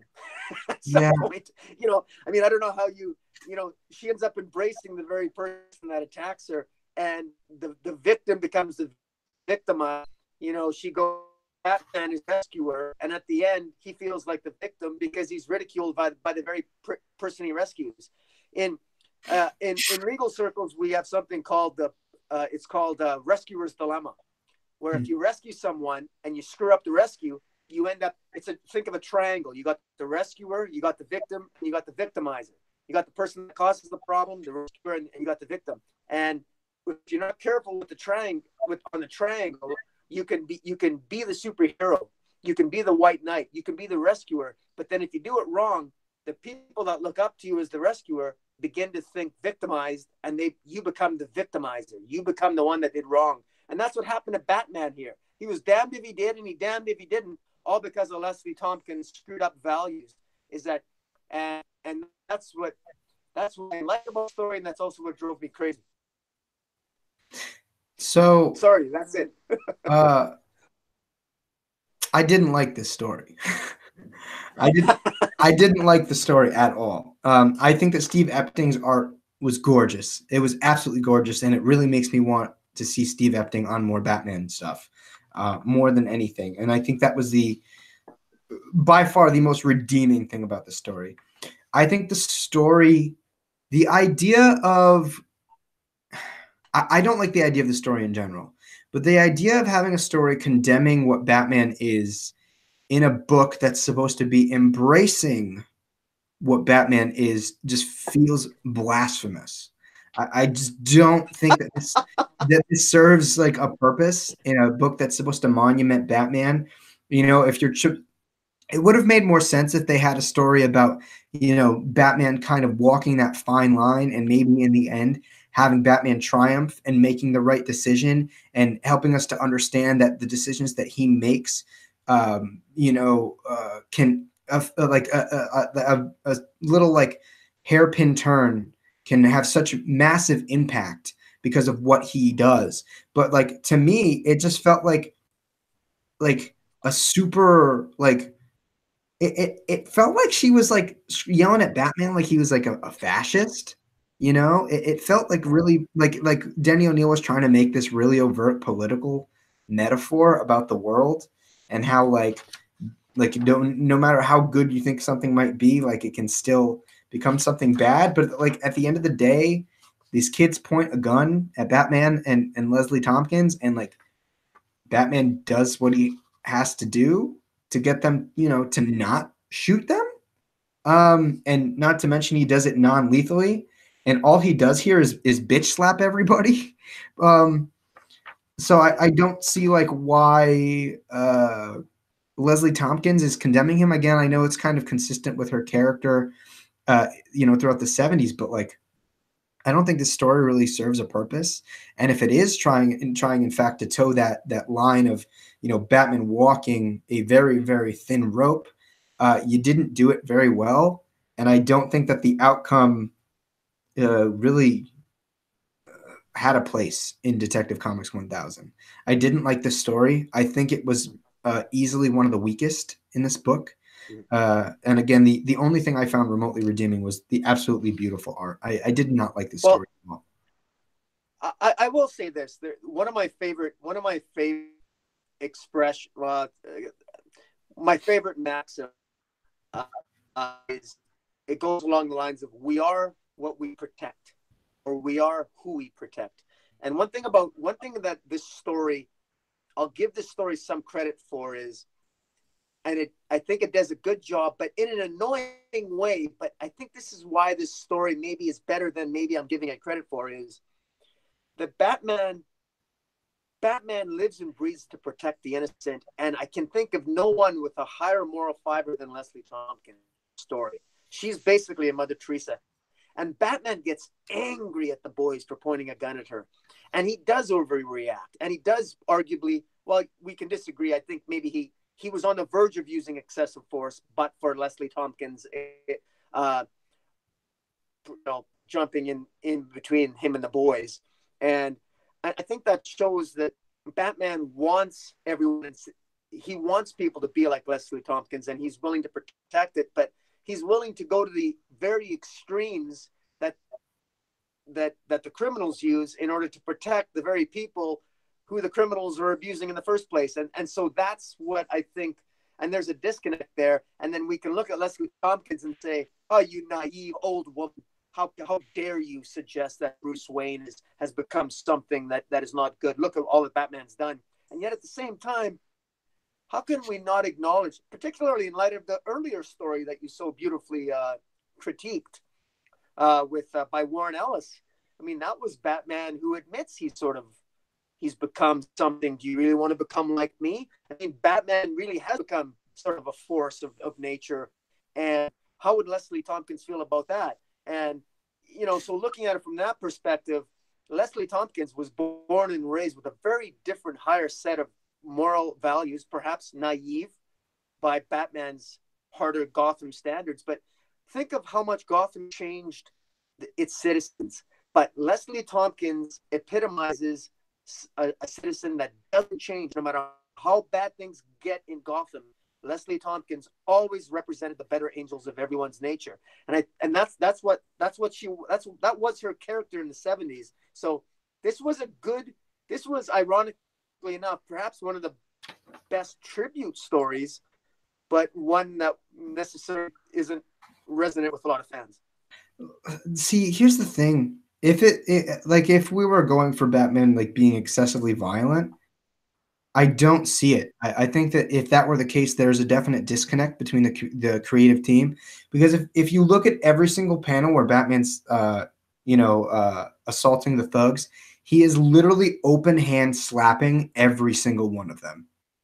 There is nothing in this story besides maybe you kind of like looking to make the excuse for it that shows me as a reader outright that Batman is being excessive. In fact, the visuals indicate to me that Batman isn't even closing his fist to hit them. So to me, visually, the only thing I can interpret panel by panel is that Batman's being real light-handed. And even if we were to go with that critique of Batman, becoming the thing that he hates most, in like the issue that's supposed to celebrate his triumphs and who the character is, are we really going to end off on the last panel of Leslie Tompkins calling him a tyrant, and being afraid of him and making him look like a monster? I understand with your explanation, maybe what Danny O'Neill was going for, but I don't think that he conveyed that well at all. The best stories, I don't think, take fishing to get the point. It should be like, you ever gone fishing in a lake and you just pop your a little bit of bait in, or maybe even just the hook, and you pick up a little pumpkin seed. Like, that's it. Like that, the central premise to a narrative should be picked up like that. Whether or not like the more deeply layered aspects of it need a little bit more work and a little bit more analysis, sure. But I think that that's a definite shortcoming, of the writer, that it wasn't so overtly made. And frankly, even if it were overtly made, and the last panel we're still, Leslie Tompkins condemning Bruce Wayne for defending her and protecting her and keeping her alive, frankly, it doesn't seem rational. It just, again, seems like that bumbling old lady that you were talking about, that's just crotchety about the world.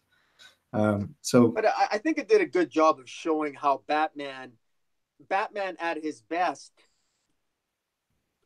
so the argument can go, is he can't please everybody. It doesn't matter. Even when he wins, he loses. And that's the frustration of being Batman, is that, because let's face it, if you're the extreme measures he needs to take to do good, oftentimes it requires crossing boundaries. And it's sort of like when you look at somebody who has such a black and white idea of how to live their life, like Leslie Tompkins, they're never going to understand somebody like Batman. And I think that's what shows the disconnect, between those two characters. And the irony is that Leslie Tompkins was Bruce Wayne's maternal figure growing up, and there was that disconnect there. And I think thematically that makes for a very interesting character, and it's one of the things that contributed so well to the Batman mythology over the decades. That character of Leslie Tompkins. Yeah, I don't think he really. he didn't fine tune his idea well enough to put it on the page, and I think that there was a definite disconnect between him and Steve Epting, because and while I can, like, after you explain it that way, I can see elements of that. But again, I feel like that's the responsibility of the creators to bring that to me. I don't think I should have to fish for especially like central premises. Yeah. Fair So enough. I can't defend it that much. Like I said, I did have my issues with it, but I think I see kind of where Denny O'Neil was trying to go, because Denny O'Neil was fairly heavy-handed. If you recall, he wrote the Green Lantern, Green Arrow with the yeah, Speedy with the drug. He's not yeah, very subtle when it comes to these types of issues. yeah, the My Ward is a Junkie issue, Yeah, Snowbird Don't Fly. exactly. Yeah. So it's what I love about it. What I like about it, not love, like, is that it is Denny O'Neil. It is a Denny O'Neil story, and it felt like a Denny O'Neil story. And in that respect, it really is appropriate to be in this issue. It deserved to be in this issue, for that reason alone. And it was thought provoking, and I think it dealt with a controversial character. Leslie Tompkins was always somewhat of a controversial character. Always has been. Yeah, I mean, I see where you're coming from. Frankly, I think the only thing that gives this story a place in this book was Steve Epting's fantastic art. I do want to give credit where credit's due. I just love, there is like this simultaneous air of like Brian Boland and like Dick Sprang and David Mazzucchelli all in one. And it just blends these very different seminal times in the character's history visually that I think Steve Epting absolutely nailed. So if I'm going to give this anything, I don't think there's anything, as much as I respect you presenting the argument, that you could say that makes me like the story. Visually, I think Epting just did a beautiful job. So. No, I no disagreement on the art. Stephen Epting is pretty good. Absolutely. Yeah. But this next story is written by Christopher Priest, drawn by Neil Adams. It's called Heretic.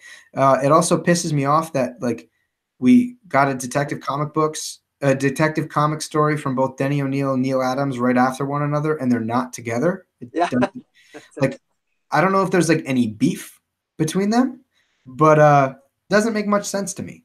I don't know about you. I thought that's you know what, I never thought of that, but you're absolutely right. It would have been nice maybe to see them collaborate together, but obviously that wasn't the case. I actually think that they probably just wanted to make. I'm sure Christopher Priest probably it was probably his dream to have one of his stories drawn by Neil Adams, which is the next one you're doing, Heretic, and quite frankly, Steve Epting probably felt it was an honor to draw something written by Denny O'Neil, because they are legends in the industry, Denny O'Neil and Neil Adams. Yeah. So for those of you who've never read Chris Priest, he very much tries to echo that very Tarantino style of time progression and passage of time, where he'll jump from place to place. Frankly, when explaining the story, nothing really happened. So I have a really hard time explaining it. Boom, I don't, I feel like you'd probably do a much better job because I frankly, this story is so beyond inconsequential that I have a hard time explaining it. This is my, I'm going to look, I got to admit, I'm not a Christopher Priest. You hit the nail on the head. By the way, I love the Tarantino reference. I never thought of it that way before, but you're right. I never made the connection to a that's a great connective comparison there in terms of his time jumping. Christopher Priest, I've reading a lot of his stuff between Deathstroke and his Justice League, and I'm not a fan of his particular style and the way he structures a story, but he's got good ideas. Mm-hmm. But I got to admit, this one here with Heretic, I thought this will be my most negative. This was my least favorite. I thought this shouldn't have been here. This was my least favorite story by far. It was dead last. I didn't really see the point of it. I love Neil Adams' art because I'm old school, and it reminded me of old Batman. And I love Ra's al Ghul. I love Neil Adams drawn by Ra's al Ghul. But this story was just not good. This was just all over the place. All it was some guy got. I didn't even read it. I didn't even want to read it twice. Some Batman character. friend of Batman or some character was killed and was a member of the League of Assassins, and then Batman shows up at the League of Assassins and warns them that he's going to catch them one day, and that's how it ends. Dude, this story's so like I'm probably gonna use up the rest of my swears. I give myself like 3 swears an issue. This story was so fucking inconsequential, it's not even funny. Nothing happens. So basically, you find out that in short, Bruce Wayne runs a fucking halfway house for League of Assassins people that want out. League of Assassins people don't want other League of Assassins people getting out there and spreading word potentially, or really just letting anybody act in defiance. So the issue opens up where somebody died holding a Thomas and Martha Wayne Foundation business card. And Batman's like, oh, well, somebody's blaming Wayne for this, that, and the other fucking thing. And then we're going to go somewhere else in time to Batman overseas. And that's how, you know, this guy probably got the card because Bruce Wayne dropped it or whatever. And then he confronts Ra's al Ghul because Ra's al Ghul is the leader. And you get a little bit screamy. And then you go back and you go, you know, Bruce Wayne travels out to, I think it's Nanda Parbat or somewhere in the east. I don't think it tells us. To Batman. God damn it. I'm sorry. It's so hard to like accurately bring this and piece this together. No, it wasn't interesting. It wasn't interesting. I didn't care. I didn't care at any point along the narrative reading it. It was short. It was relatively a short number of pages. It didn't really interest me. He got one of the longest page spaces. He got 8 pages. Yeah, really, because it felt so inconsequential to me. Yeah, and it was cliche ridden, and there wasn't enough Ra's al Ghul. I would have rather have preferred just a long extended fight scene between Ra's al Ghul and Talia al Ghul, and just have some classic Neil Adams art with Ra's al Ghul and Talia. And maybe a bedroom scene between Bruce Wayne and Talia al Ghul. No, I'm serious. But to remind me of the classic Son of a Demon series, you know what I mean? I thought originally that's what they were going for, was a Son of the Demon sort of tribute a little bit with Neil Adams drawing it like he did in that classic series, and I thought maybe that's where I thought it was going to lead up to maybe something to do with Damian, but instead it was just. Dude, I mean, literally, like, there are so many different unresolved threads, and then it ends with Batman going to, and I just clarify, it's temple in Tibet, and you find out that the precursor for all of this was, again, Batman Bruce Wayne dropped his wallet when he was training in Tibet, and so those League of Assassins members who were murdered that we found at the beginning found his wallet and used those resources to get back, and they're pretty much calling him an infection. And I think earlier in the book, there's a statement, Bruce Wayne's capitalist values corrupted Tan, made him a subversive, a betrayer of the faith. Yeah. Where the fuck are we getting that from, dude? Like, first off, he picked up a business card. It's not like he picked up $1,000 and was like, yeah, I'm going to go whore myself around and drink and leave, the faith. He left a business card. But like capitalism is making the brother of the League of Assassins subvert. I'm trying to be better about not ragging on stuff I don't like. So all I'm going to say is I really don't like this. It was a waste of 8 pages. The narrative was bad. The plot was bad. The dialogue was bad. Frankly, this very much shows me that Neil Adams is very much past his prime. All due respect, one of the best one of the most legendary comic book artists of all time. Nothing about this story was redeeming. Nothing. Art's subjective, so I'll respectfully disagree with you about the art. I like Neil Adams, but I'm old school. I don't mind the art. I really do think though that the story failed. I mean, it's a thoroughly uninteresting story. I don't want anything to fall from this. I don't. There's nothing interesting about this story to me that is going to tweak my interest about. I don't see this going anywhere, and And I really think Christopher Priest made a poor decision with this story, because he does this in his own narratives, unfortunately. He has a habit of dragging things out and not really resolving things in a very satisfying manner. And this, to me, I finished reading this, and I found myself asking myself the same questions I do when I was reading his Justice League and Deathstroke. I was like, what's the point? Why are we doing this? All this for what?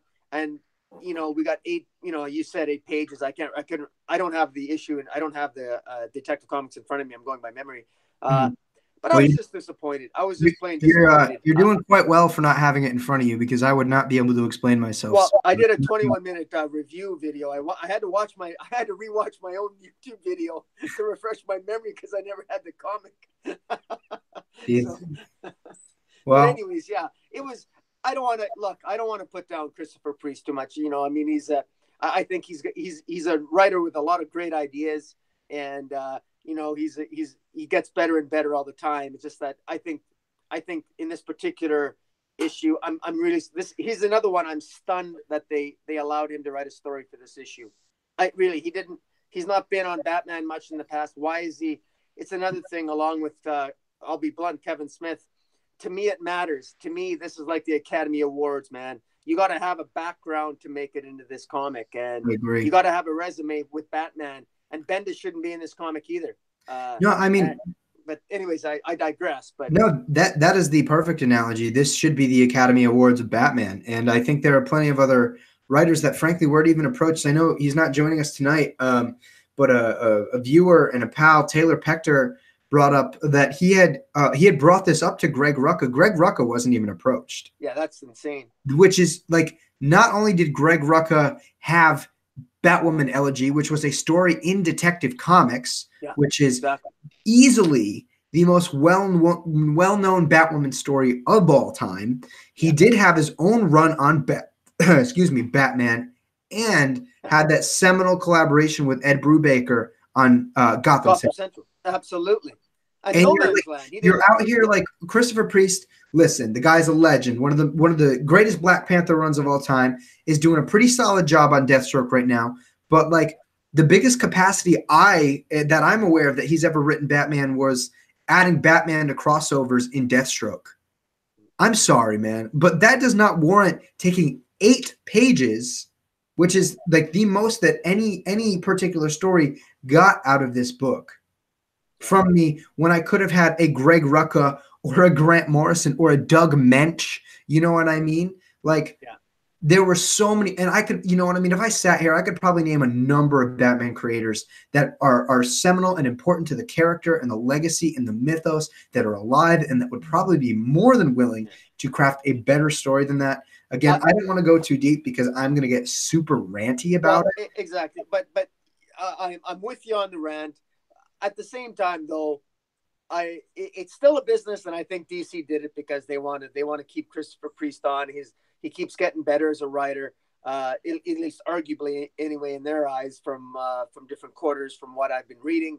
And frankly, obviously there's politics. There's a little bit of inter-office, or there's some administrative politics that go into this. Obviously, Bendis has no business writing a Batman story at this point, but they gave it to Bendis because they're paying him a lot of money. So I think there's lots of reasons why, to be a fly in the wall in how they negotiated who was going to contribute to this issue. I'm sure they made a lot of tough choices, and I'm sure they made a lot of decisions that they could have zigged instead of zagged.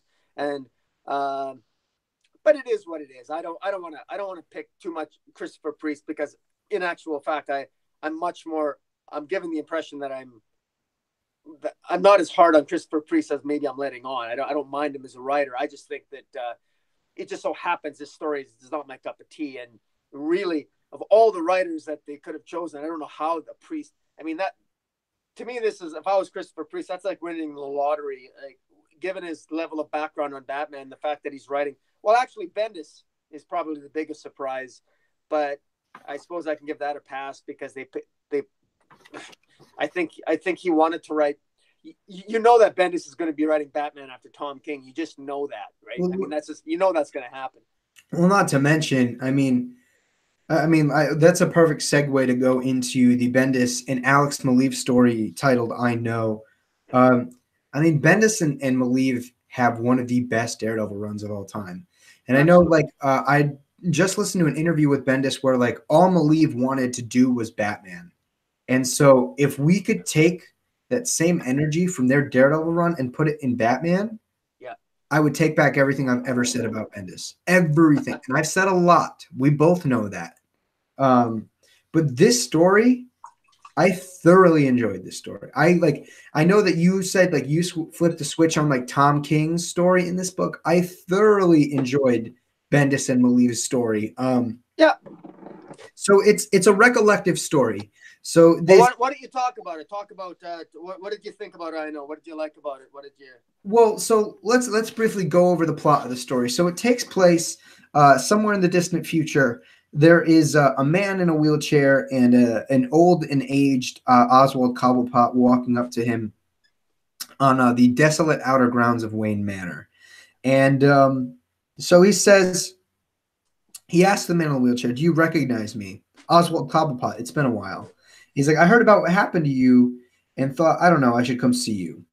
And he's like, "See, there's something I never told anybody and I thought you'd want to hear. I found out who Batman was years ago." And like, let's just fucking talk about this splash page by Alex Maleev. It's This is really good. gorgeous. Really good. It's absolutely beautiful. Yeah. It is so thoroughly stylized, but I think it just captures Gotham and what just that atmosphere and the ambiance. I like the design. Beautiful, beautiful artwork in this splash page. Oh, fuck, man. Yeah. Cobblepot pretty much acknowledges that he knows that Bruce Wayne is Batman, and he's known it for years, and obviously connects the logical pieces. Bruce Wayne's parents got killed in the movie theater. That prevents him the motivation, and he's like, Yeah. because that guy couldn't finish the job, I'm stuck paying the bill. And he makes all the logical conclusions. Who is wealthy enough to be the Batman? Who has that level of operation? And then that is also juxtaposed with something in the past where Batman's rogues gallery were all gathered together, and how it would happen, on a very fair occasion, and they would try to come up with some sort of team to come to beat the Batman, and they're all kind of brainstorming. And somebody Yeah. actually brings up Bruce Wayne in the conversation, obviously other people. Throughout Batman's story career, there have been many times where people have made the correct assumption or have made or have surmised that Bruce Wayne was Batman, and Batman would pull like a switcheroo and have them both be at the same place at the same time, or something along those lines. But Yeah. Cobblepot doesn't let that sway him away from it. And so we learn that splash page again. This does pull a little bit of that like Tarantino time directorial aesthetic, where that splash page that I showed you guys earlier is what he comes to explain later. That he spent every dime that Oswald Cobblepot had to his name, and was going and descended on Wayne Manor with all of his little like penguin minions that are very like Tim Burton Batman Returns esque, Yeah. which I love that aesthetic. Strapped with bombs, and he says the mansion was filled with every single important person in Gotham, and he was about to launch his attack on Bruce Wayne and end Batman and everything he represents. And he was just about to give the order, and it hit him, and this is where like it makes me realize that Bendis still knows how to write. Mm-hmm. He says Bruce Wayne is the only thing keeping me alive. Let that sink in. It is an elderly Cobblepot looking a wheelchair-bound Bruce Wayne in the eye and acknowledging that this side of you that you kept hidden, that humanity that we alluded to in earlier conversations in this discussion, that's the one thing that's keeping him alive, because Cobblepot knows that if he were to have rigged Wayne Manor and blown it up, Batman would survive. And a Batman without Bruce Wayne, Batman without that humanity, that's vicious. That's scary. And that even shows earlier, it's a good drawing back point to that Warren Ellis story, because frankly, you saw how vicious Batman can be. Yeah. And if Batman had lacked that same sense of humanity at the end of that story, boy, that would not have been pretty. And so again, I just yeah, I never got the sense that I didn't appreciate the story as much as you did from Bendis. Although I got to give you full credit. You're making me. I'm reviewing the dialogue in my mind at the end. I never looked at it quite like the way you're looking at it in terms of Cobblepot having that realization that it was really Bruce Wayne that was keeping him alive. Although that makes sense, that it does, and it makes me maybe appreciate the story in a better way. Because frankly, my initial reading of it, and I did read it more than once, because with Bendis's writings, you can always easily read it more than once because all it is sparse dialogue. And when Bendis is at his best, I find that Bendis' best stories are the ones where he, ironically enough, uses less dialogue but has something more to say, as opposed to a bunch of hey, you, like a bunch of like back and forth that signifies nothing. He does that here for me, though. I mean, there are a couple pages, with little to no dialogue or caption at all, and he's letting Alex Maleev really push this visual narrative and this really kind of recollective tone. And if you notice, Bruce Wayne hasn't talked; he hasn't spoken at all. Yeah. And he begs the question. There's often that question about the dichotomy of Batman and Bruce Wayne and who he really is. What is the true identity? What is the mask? But he also he presents the question of, can one really exist in peace without the other? And that's no. They both act as anchors for either side, because if Batman has too much Bruce Wayne, he's naive and he is weak and vulnerable. But if Bruce Wayne doesn't exist and he's Batman, he's the tactician, he is ruthless, he is powerful. And what is a powerful man without an anchor? A tyrant. So I love the presentation that Bendis is bringing to this story. And there's this great bit of dialogue from Cobblepot. And I think that I'm just going to read that because Go ahead, yeah. I couldn't comment on it. Nose to nose, I'd looked Batman in the eyes and seen the edge of madness. Without the distraction of his identity, without the tether to actual humanity, I'm dead, we're all dead, and Batman wins. Because it almost gives me that air of the Dark Knight Returns, that Batman in and of itself is his own personality, is his own construct. And kind of the most extreme thoughts dwelling deep within Bruce Wayne's psyche. And if that extremity is left untethered without the humanity, it is scary, it is vicious, and it's not something that you can escape. And he says, that's why I let you live. I had you, like, he kind of wants to make Bruce look like he is on top. He's like, this is why I didn't kill you. But before you take your last breath, I wanted you to know that I knew. And now the only reason you're still alive is because that, he's smarter than you. And you almost think that Cobblepot has the upper hand. But if you're a Batman fan, Bruce Wayne's silence wasn't for lack of words. And just as Cobblepot is preparing to kill him, Bruce Wayne clicks a button on his on his wheelchair and incapacitates Cobblepot.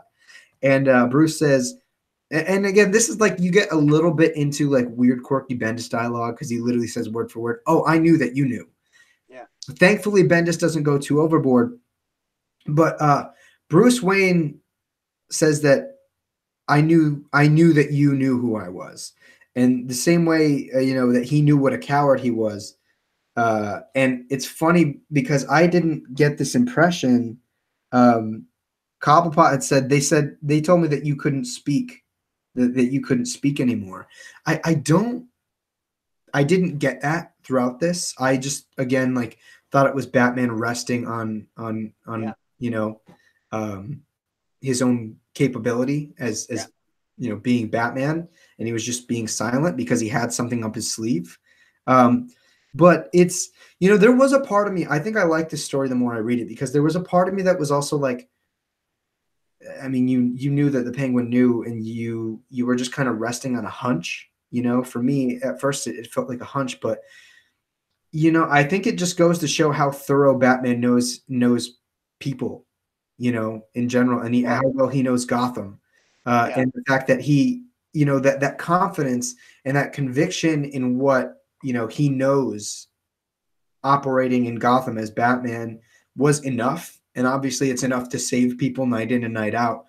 So like I said, the more I read this, the more I kind of let go of the idea of Batman acting on a hunch.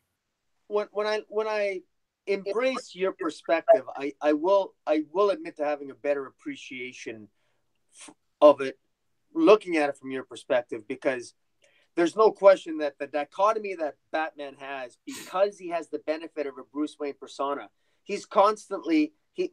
Batman always has that dichotomy. He's always got the Bruce Wayne side of him that gives him that sort of private citizen second thought. It's the Bruce Wayne side of him that gives him that other perspective, and it's ultimately his saving grace that prevents him from totally embracing the dark side and becoming that which he hates the most, and that which he is fighting.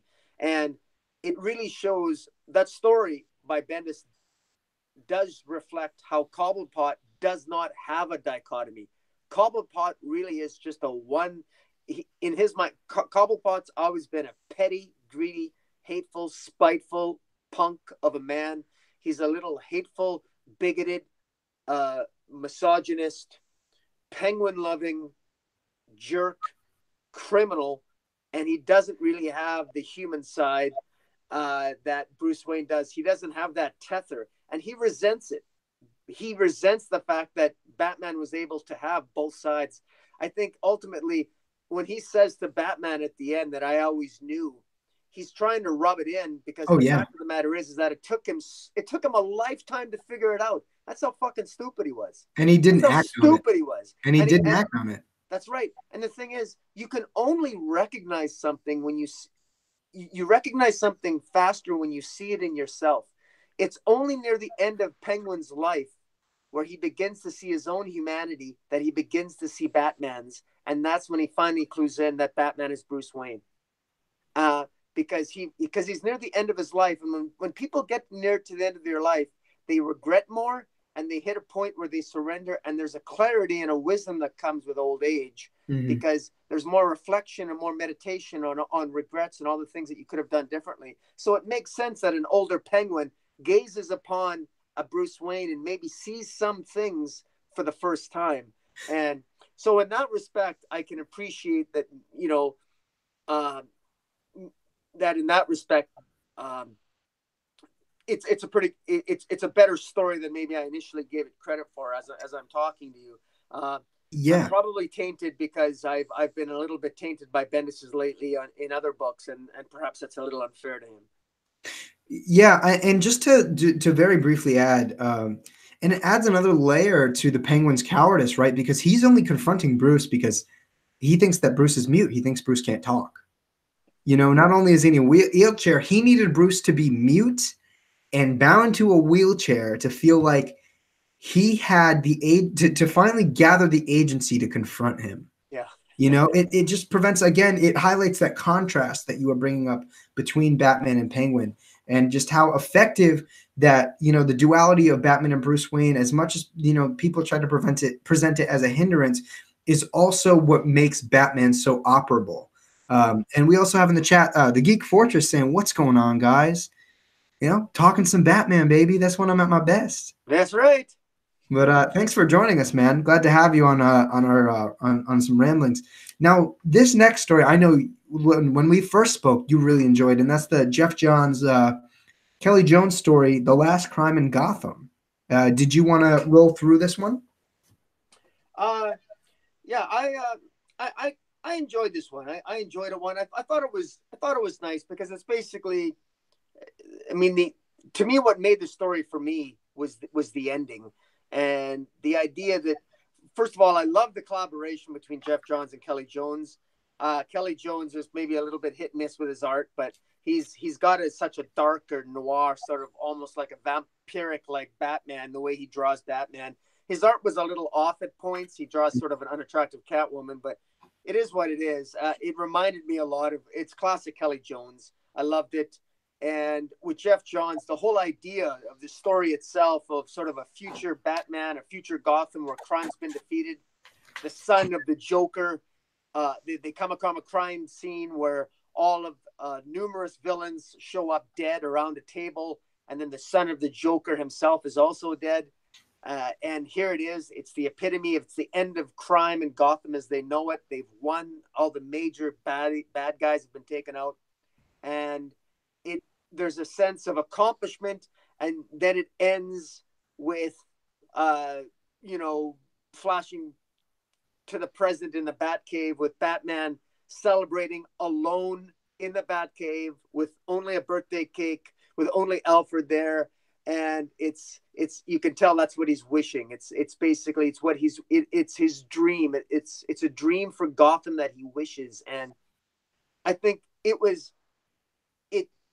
explained in one short. I'm assuming, I don't know how many pages it was. I'm assuming it was probably 8 pages long. I don't know, but I like how it sort of encompasses the fact that it's the dream that keeps Batman fighting. Fighting for a Gotham that it's what he wants to fight for. And it was a feel good story. I like it because it accomplished what it did. Batman won in the end, but at the same time, it's kind of Bruce Wayne's fantasy. It's Batman's fantasy. It never really happened. It's what he wants to fight for, but it's what motivates him. And he thinks about it every time he has a birthday in the Batcave. And so, yeah, I actually quite liked it. It was short, sweet, and to the point. As a story, I loved it. I love the writing in this story, and it's very subtle. It's not in your face, and this is where I think, even though in some of the illustrations Kelly Jones falls short, the visual narrative is 100% here. Jeff Johns has that level of collaboration with Kelly Jones where it moves past a little bit of that problem that I had with the Kevin Smith, Jim Lee, in the sense that he's letting the visual art and the sequential narrative of comics help to really tell the story. And that silence, that lack of caption in some of those parts are just some of the biggest tonal strengths of this story. And you did a great job kind of walking us through. But the one thing I would add is the beginning opens up with a birthday cake and a candle being lit. And eventually this candle evolves into the bat symbol, and it shows Batman with his ideal family, having married Catwoman, and he has a daughter, and Damian's there. However, that splash page, we talked about a couple of the aesthetic shortcomings, but just moving forward, I when I saw the happy birthday, I thought it was Jeff Johns bringing in his villain, the Birthday Boy from the Earth One series. So I was kind of excited for that. So now that Comic Boom, so eloquently explained that this story was essentially Batman's wish that he could finally give up being Batman, right? That he didn't have to do it alone, that he went out on his own terms. Having eradicated crime for the most part in Gotham, or at least having taken out, the greatest majority of the criminal element in Gotham. This is so fucking beautiful because, so if you notice, Batman has already solved the crime by the time they get there, and he's walking it through with his family. Right? Like his family are able to piece it together. We are now presenting a world where Bruce no longer has to be Batman because it's in capable hands. And a lot of writers, like Scott Snyder especially, really tackles the idea that there cannot be a world without Batman. Batman is so essential, to the dynamics of the DC universe and the world that they build.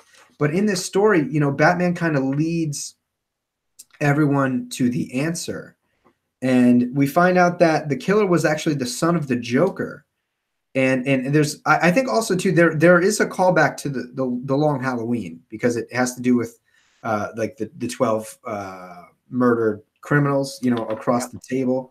But there's this really interesting note that JJ leaves, and I like how they call him JJ here.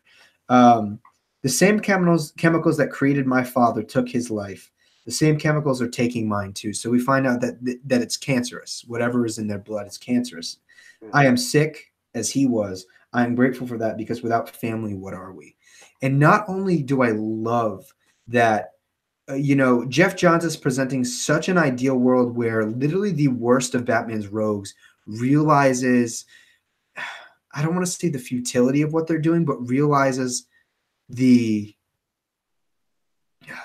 uh, just I don't even know how to properly explain it. I think it's the importance of family and legacy. Well, not And only the importance of family and legacy, but for me, like JJ, you know, writing this letter saying that, you know, my father was sick. The Joker represents the most intense criminal element in Gotham, potentially in all of comic books, right? And it is, and Joker has such a thorough level of conviction to what he's doing, is that he thinks it's the right thing. And we've taken that and somehow, you know, his son has evolved past that to realize, like, this is sick. What I'm doing is sick. And there is that kind of dual usage of the sickening, both physically, you know, in his health, but like mentally and what he's doing, and how he is sickening his legacy. And this story is entirely about legacy. But you know, he says that, we acknowledge at the end of the story, like, Gotham streets are safe. You should, you know, we learn that in this reality, everybody kind of has a happy ending. You know, Barbara and Jason Todd have settled down together and had kids. And it's time for the family now, for all of us. And he smashes the bat symbol. Just kind of, you know, it's this really pushes forth the idea that Batman is obsessed with completing the task. He is not obsessed with the task itself. You know, a lot of critics of Batman call, you know, like would call him an egomaniac, right? That he does this for the sake of doing it, for the sheer thrill of, you know, wrapping his hand around a criminal's throat, of being dominant. But this fine tunes that into what Batman really is, and he's obsessed with saving people.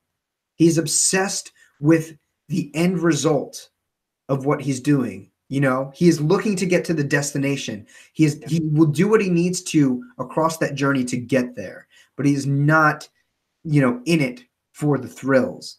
And at the end of it, his final wish is to be able to hang up Batman on his own terms. As much as Batman is a vital part of him and of Gotham City, he so desperately wants to get to that point where he doesn't have to be Batman anymore. And it shows that level of tragedy and that level of devotion in this character, because he wants more than anything to hang it up. But no matter what, he is torturing himself. He is depriving himself of that family. He is depriving himself of his own life to save other people. Mm-hmm. And like there are a lot of things, you know, you brought up legacy being a huge part of this. Obviously, Batman wants to leave a legacy, and he's left alone in a cave with Alfred, and, you know, in a birthday cake. He just sitting there to ponder over what Batman is and how Batman will finally end. And I love that the last page also contrasts that opener where the candle's being lit and it turns into the Batcave, into the bat signal, and that bat signal, now that it's been beaten and broken by Batman, fades into smoke and back to the candle. I love what we're doing here visually and setting us back in there, and just that stark scene between Bruce and Alfred. I know I'm just babbling on and on about this, but and I think it actually plays in well, I think, to the President's storyline with Tom King about the whole question is, can a happy Batman be an effective Batman? And I think it's worth noting that the dream that Batman has, which underscores the entire story itself, is that Batman defeats all of the crime with his family. He defeats the crime while he is happy. He is married to Catwoman. He's got a daughter. He's got a son. He's got an entire Bat family, and he's happy. And while he's happy, he's fighting crime. And lo and behold, he wins. He defeats crime. He defeats the son of the Joker. He wins. That's what makes it a dream. I guess we could ask metaphorically, is it just a dream? Is it possible? Is it possible for any of us to generally get our dreams and be happy and fulfill our obsessive goals? And I guess that's what Tom King's sort of trying to address in Batman. Can a happy Batman be an effective Batman? And a little bit of a digression, but it's nice to know that I mean, ultimately dreams save us, because I mean, it is a jarring juxtaposition to go from the huge Batman family of love and connectiveness that is the whole story, and then it ends with him alone in the Batcave with his sole candle on a small birthday cake with Alfred, who's not even near the table but away. So there's a clear juxtaposition between family and isolationism there that really is jarring, and it makes you, and it really, and the strength comes from the family, because when it goes to, when you're alone, you're alone. He's alone and riddled with crime, alone in a bat cave. Yet when he's with family, he's defeated everything and he's happy and he can destroy the bat signal. Yeah. No, I mean, I think that story was absolutely beautiful. I mean, just like the more I think about it, the more I realize how layered and how subtle it is. You know what I mean? Jeff Johns, man, uh, just mastered, what needs to be said and what doesn't need to be said. You know what I'm saying? Is just so beautifully layered. And again, as much of a critique that I have on some of the aesthetics that Kelly Jones presents in the visual art, the visual narrative is all there. Like he just masters the storytelling collaboratively with Jeff Johns. I think, there's the perfect amount of dialogue, the perfect amount of internal. I don't think there's any internal monologue, but the perfect amount of caption. It was just such a well balanced story, and there was so much layering. In the chat, Marvel Me This says, "Hey Decan, what's up, man? Thanks for joining us tonight. Hope you're having a good night, and hope you picked up some great comics this week."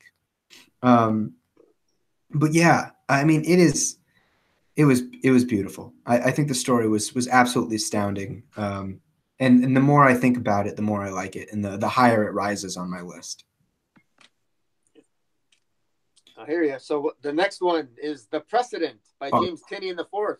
I love this story. I love this story so much. Yeah. So the Precedent takes place just after Batman has brought a young Dick Grayson to the manor after the death of his parents. And what this really identifies is the legacy that Batman. Let me rephrase this.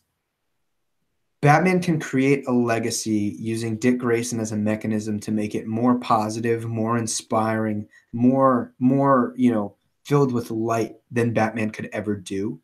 But it also acknowledges that because Batman has experienced such great darkness, that he's able to help Dick Grayson to become something better than he is, and I think that this story is so inspired. I think that this is so incredibly inspired that it really captures the dynamic between Batman and Robin, and the first Robin at that. And let me just say, visually, Alvaro Martinez fucking kills it. Visually, the story, from page layout to just the visual aesthetic and the narrative and the visual narrative. Oh my God, was this good? And like the Robin design was so evocative of like that Bob Kane, like Dick Sprang Robin. And there's a shot towards the end that I'll point out later. Is it just me? Did you also see that visually and what Martinez was evoking here? Well, the most iconic image is where Robin is swearing allegiance to Batman in front of the candle there at the very end. That's a very iconic image that has been replicated more than once through various comic books throughout the decades. And frankly, it reminded me a little bit of there's a series, there was a 4-issue, I think, prestige series called The Gauntlet. And it told the story of the adventure that allowed Robin, Dick Grayson, to graduate to be officially the sidekick to Batman.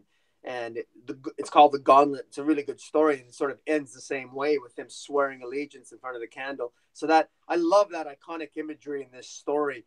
And even the word, the title itself, The Precedent, I think it really invoked the whole idea, because Dick Grayson was the first. He set the precedent. I mean, and I thought this was a tribute to Robin as much as Batman, because, or rather, let me rephrase that. This was a tribute to Dick Grayson, as more so than even Robin, because Dick Grayson set the precedent. He set the standard. That's what it meant for me, because Dick Grayson's my favorite Robin. Obviously, I'm old school, and that's what I really liked about it. And I like the conversation that between Batman and sort of Alfred. They're talking about, the decision making process leading up to. I like the fact that Batman put a little bit. He finally had an intelligent conversation in the story about whether or not you should even have a Robin. Should you do this? Is this a good idea? I mean, it really is establishing a precedent, because I mean, how we all know about the joke about, is it child abuse if you have a young sidekick? Well, and like, I just love that. And I want to word myself carefully here. It captures this symbiosis between Batman and Robin, and how both of them can serve a purpose for one another that they could never do alone. And that, in fact, in order for them to be the best they can be, they need one another. Batman needs Robin, and Robin needs Batman. And I love that. I am very much a proponent of Batman, just Batman singular detective stories. But this story was so like impassioned and just moved that dynamic between the two, and how much, we went over about, the dichotomy between Batman and Bruce Wayne, but how much Batman and Bruce Wayne both need Dick Grayson. And it's Dick Grayson. Dick Grayson is the shining light in the DC universe. I think that as a character, and I'm going to go off on a small side tangent, I think Dick Grayson is one of the most important characters in all of comics, because I think that he is the representation of legacy in storytelling. He is the most vital representation of legacy, and he is arguably Batman's only success. Yeah, he is Batman. I think that's exactly right, and I think that if Bruce Wayne's parents being killed was Bruce Wayne's childhood being lost, Dick Grayson was Bruce Wayne's childhood being regained. Yeah, because he found it again. He found his inner child through Dick Grayson and there's that expression: the teacher always learns more than the pupil. When Batman began teaching Dick Grayson to be a sidekick, he learned more. I believe he learned more about himself than Dick Grayson learned about being a hero, almost, because that's the teacher always learns more than the pupil. And I think that's what Batman got from Dick Grayson, and I think that this story sort of alludes to that in many ways. Dude, it's so beautiful, man. Like, that they really harp on Batman's experiences, and how Batman's been thrown through the ringer. But because of his experience, he can help guide Dick Grayson through that darkness to make him something entirely different, and maybe something better than what the Batman is. And at the same time, again, you bring up how Dick Grayson restores that youth and that vigor in Batman, and maybe even reminds him why he's doing what he's doing. Because I mean, as we talked about briefly in the Penguin story, or I mean in the Denny O'Neil story, being Batman is often a very thankless task. And he brings up that, I know that you are a master criminologist and the world's greatest detective, and this, that, and the other thing. But Dick Grayson can be a hero forged in light. And like visually, I love this. Visually, there's this panel of Dick Grayson as Nightwing, and there's some headlights coming like straight on into the perspective. And then we move, and it's Bruce Wayne and Alfred having the conversation, and there's sunlight just kind of radiating through the windows. And I love that collaboration between Tynan and Martinez, the hero forged in light, and we're really building up to, and like visually the entire time, it contrasts Batman and Robin, and how Robin is just chipper and wants to save people, but for totally different reasons than Bruce does. And then when you see them together, Batman smiles. He remembers why he's doing this. And it instills in him another purpose, right? Batman is a very purposeful character, but it gives him more purpose to keep on doing what he's doing. I love the title, The Precedent, because this is the precedent for the Bat family and for the legacy that he's building. And I think that this story, and I'm not going to babble on for too much longer, but I do just want to say that this story perfectly embodies the legacy of Batman, and what and Tynan presents, such a beautiful, well told story about why Robin is important and why he's functional and why, you know, he serves such a purpose. And it's just so, it just captures the legacy of the Well, character. you know, and it's alluding to the Batman family as well. I mean, there's that old expression in many different circles about "I can't, but we can." You know, one person can make a difference. Two people or more can change the world. You know, having that, you know, having someone to help you, having that person that you can resonate with, that helps you connect with a different part of yourself, like Batman had with Robin. I mean, that's a pretty you know, that's what the precedent sets. I mean, you know, precedent by definition is something that it sets something that's never been done before. It's establishing it's establishing well, a precedent. It's establishing something that one was not aware of before. And what Robin was to Batman was that something he didn't know what he was missing until he found it, and that was his connection. And it was basically he found his childhood again, and by doing so, he found some more of a rational maturity. Dare I say? And another thing that I, you know, the in the beginning, we assign this a lot of really, well, I mean, frankly, it's not even like analogizing towards darkness. We bring up the darkness of the city and how overwhelming and all consuming it can be, you know. And Bruce, like Dick, effectively just being that light in the darkness reminds Batman why he's Batman. And I love this little bit of dialogue, and it's right before Dick gets sworn in as Robin, and it embodies what Batman can represent for people, even though he is like this dark crusader. And he says, "I'm not the president, you are, and you're just a start. You're showing everyone a new way to fight back. People are going to notice. People are going to act. So let's show them how to do it right." Like, oh my Lanta, just like I can feel it right over here, man. Like, just I love what these two characters represent to one another, and how, you know, by Batman using channeling that darkness that he's experienced and that sadness and that tragedy, and you know, using that as an agent to make Dick to allow Dick Grayson to be this lighthearted, to be this loving character. He ultimately creates something. Not only does he create, you know, Dick Grayson Nightwing as that hero forged in the light, but he creates a pathway for other people to perpetuate that cycle of positivity and that kind of embrace of life and that embrace of purpose.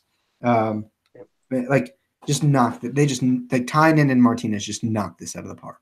Yeah, no, they did. It was a good. It was a nice short story, and it accomplished its objective, and it did it really nice job paying homage to an particularly that iconic image of Robin and Batman swearing in front of the candle there in the Batcave. That is such an iconic image. Oh baby, Yeah. dude! And like, tell me you don't see that like Bob Kane, Dick Sprang kind of Robin design in that Oh, young for Dick sure. Grayson. Oh my Yeah. God.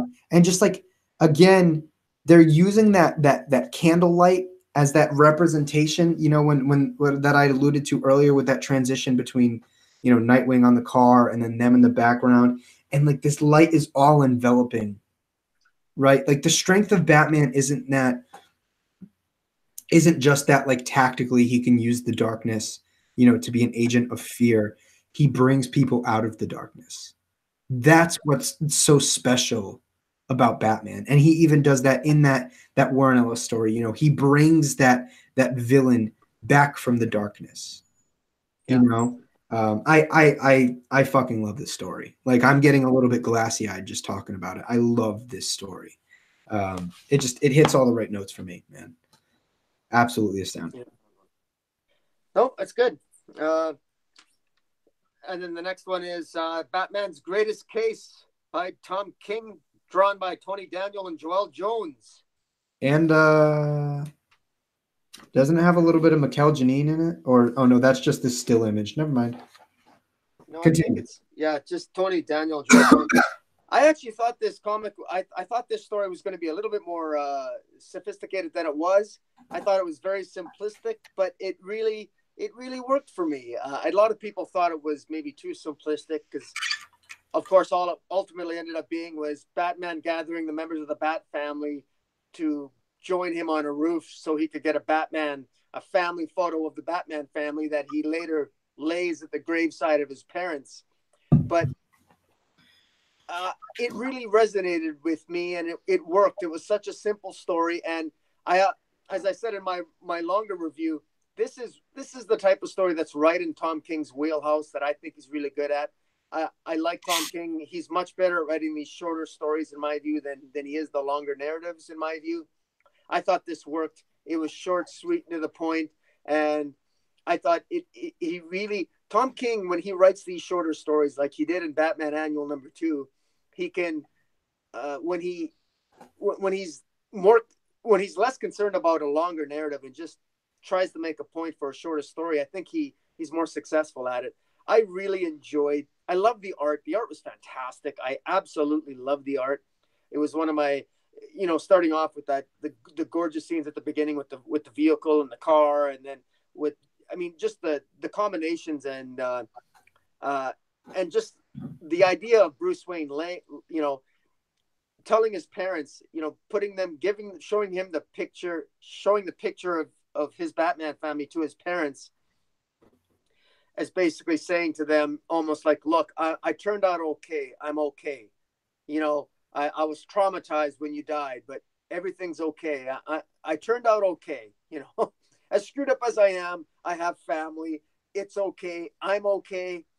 And, it was just a beautiful moment, and it wasn't complicated. It was just members of the Bat family on a roof shooting the shit about Batman, some innocuous dialogue. It wasn't complicated. It wasn't mind blowing. It wasn't trying to say anything, I don't think, necessarily thematically brilliant. I thought it was just a heartfelt story with Batman he wanted a family photo of the people that meant the most to him, even if they were in costume, which is a little odd, but I thought it was really well done. And it was, and again, a chance for the artist to shine there. I mean, wow. But Joel Jones or Tony Daniel, I saw mostly Tony Daniel art more so than Joel Jones, but yeah, there were a couple. All of the pages of Bruce Wayne at his parents' gravesite were Joel Jones. Yeah, very well done. Very well done. Yeah. What do you think of it? What did you think of it as a story? I know you're pretty hard on Tom Jones or Tom King, but I think that this was a really great idea. I think the premise was a really great idea. In Batman showing his parents and wanting to show his parents that he is okay. I think it's poorly executed, though. I think it was Tom King does a great job juxtaposing Tony Daniels' art and Joel Jones' art page by page. The Bat family versus him, kind of alone, having this quiet meeting with the grave of his parents, and then finally leaves his letter. But I think that, like, bit by bit, Tom King turns what could have been a great story into a mediocrely executed one with a really good idea. Well, where did it detour for you?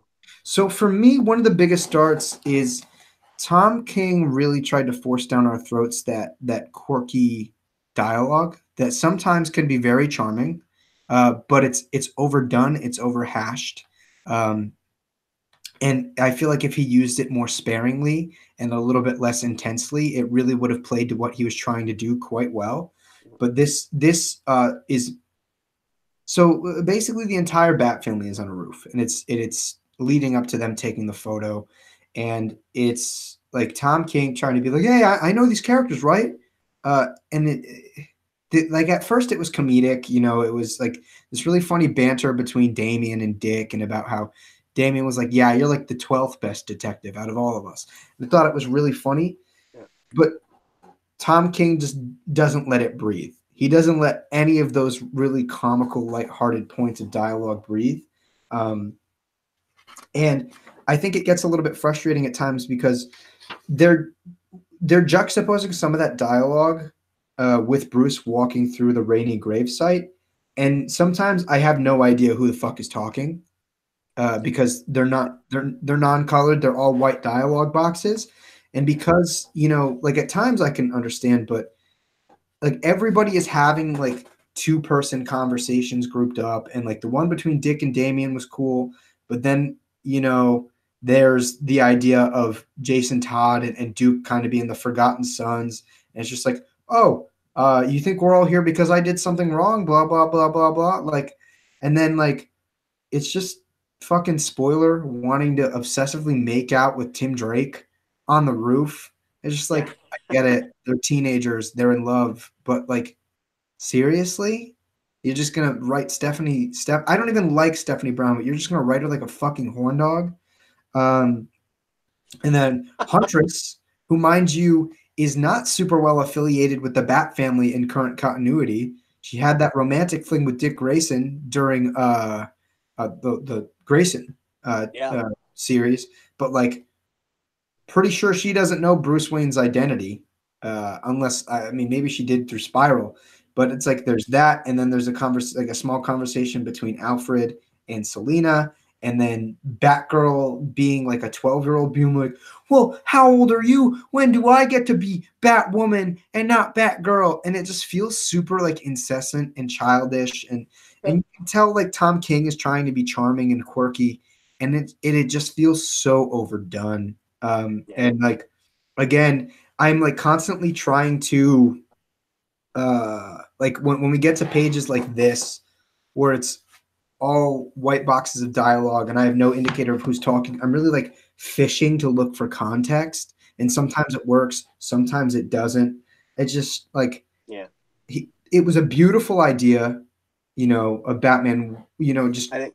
like with this, it had an uplifting message that ultimately like Batman was born of tragedy, and he was able to, you know, accumulate these people in his life who also operate because they are somewhat born of tragedy, and they're able to make something. They're able to make a family out of it. Yeah. But it just gets so muddied by Tom King, like just trying to be cute and quirky. I, Um, I I don't disagree. I don't disagree with you that the dialogue did get a little bit kind of quirky at times. I but it never got to that extent where it took me out of the story, and I was able to I sort of interpreted it in the way that as as perhaps overdone as the dialogue was, especially in those areas where the captions where you weren't sure who was talking, where the juxtaposition you referenced worked for me because while Batman is, you know, at the graveside of his parents, and you have the dialogue of the other members of the Bat family talking, it shows it to me. It reinforced the fact that at one time in his life, Bruce Wayne was alone and he was isolated and he was by himself dealing with a tragedy, and he's reached a point in his life he where there are multiple people talking and all members of his family, and they're going through a bunch of crazy crap in their life. We got a horny spoiler and Tim and going to college, and we've got and they're from they're arguably from different continuities. And I don't mind that Tom King's messing with continuity in this respect because it's a tribute issue. So I'm willing to forgive continuity glitches on a tribute issue if they want to just take the best of everything and put it all in a story. I don't mind that for a tribute issue because it's a tribute issue. yeah, So in that respect, I was very forgiving in terms of the dialogue and in terms of the maybe some glitches in continuity. yeah. I mean, like that wasn't really the problem for me in the dialogue. It was just that like he was really overbaking this like quirky, diverse tonality, that he was building between the different characters of the Bat family. And it just felt like way too much. And like frankly, I got a little bit annoyed because Joelle Jones' art I think is some of her best that I've ever seen. And there is this solemnness, of Batman at the Rain and Grave site, and it ends with him kind of cracking a smile. And like, Mm-hmm. dude, you are just fucking muddying up this beautiful imagery. You are muddying it the hell up. Um, and it I know it has a purpose, but it didn't serve its purpose well. So ultimately, it makes me a little bit frustrated because I would have loved to see that art, and I think you could have made your point by keeping these conversations a little bit more brief.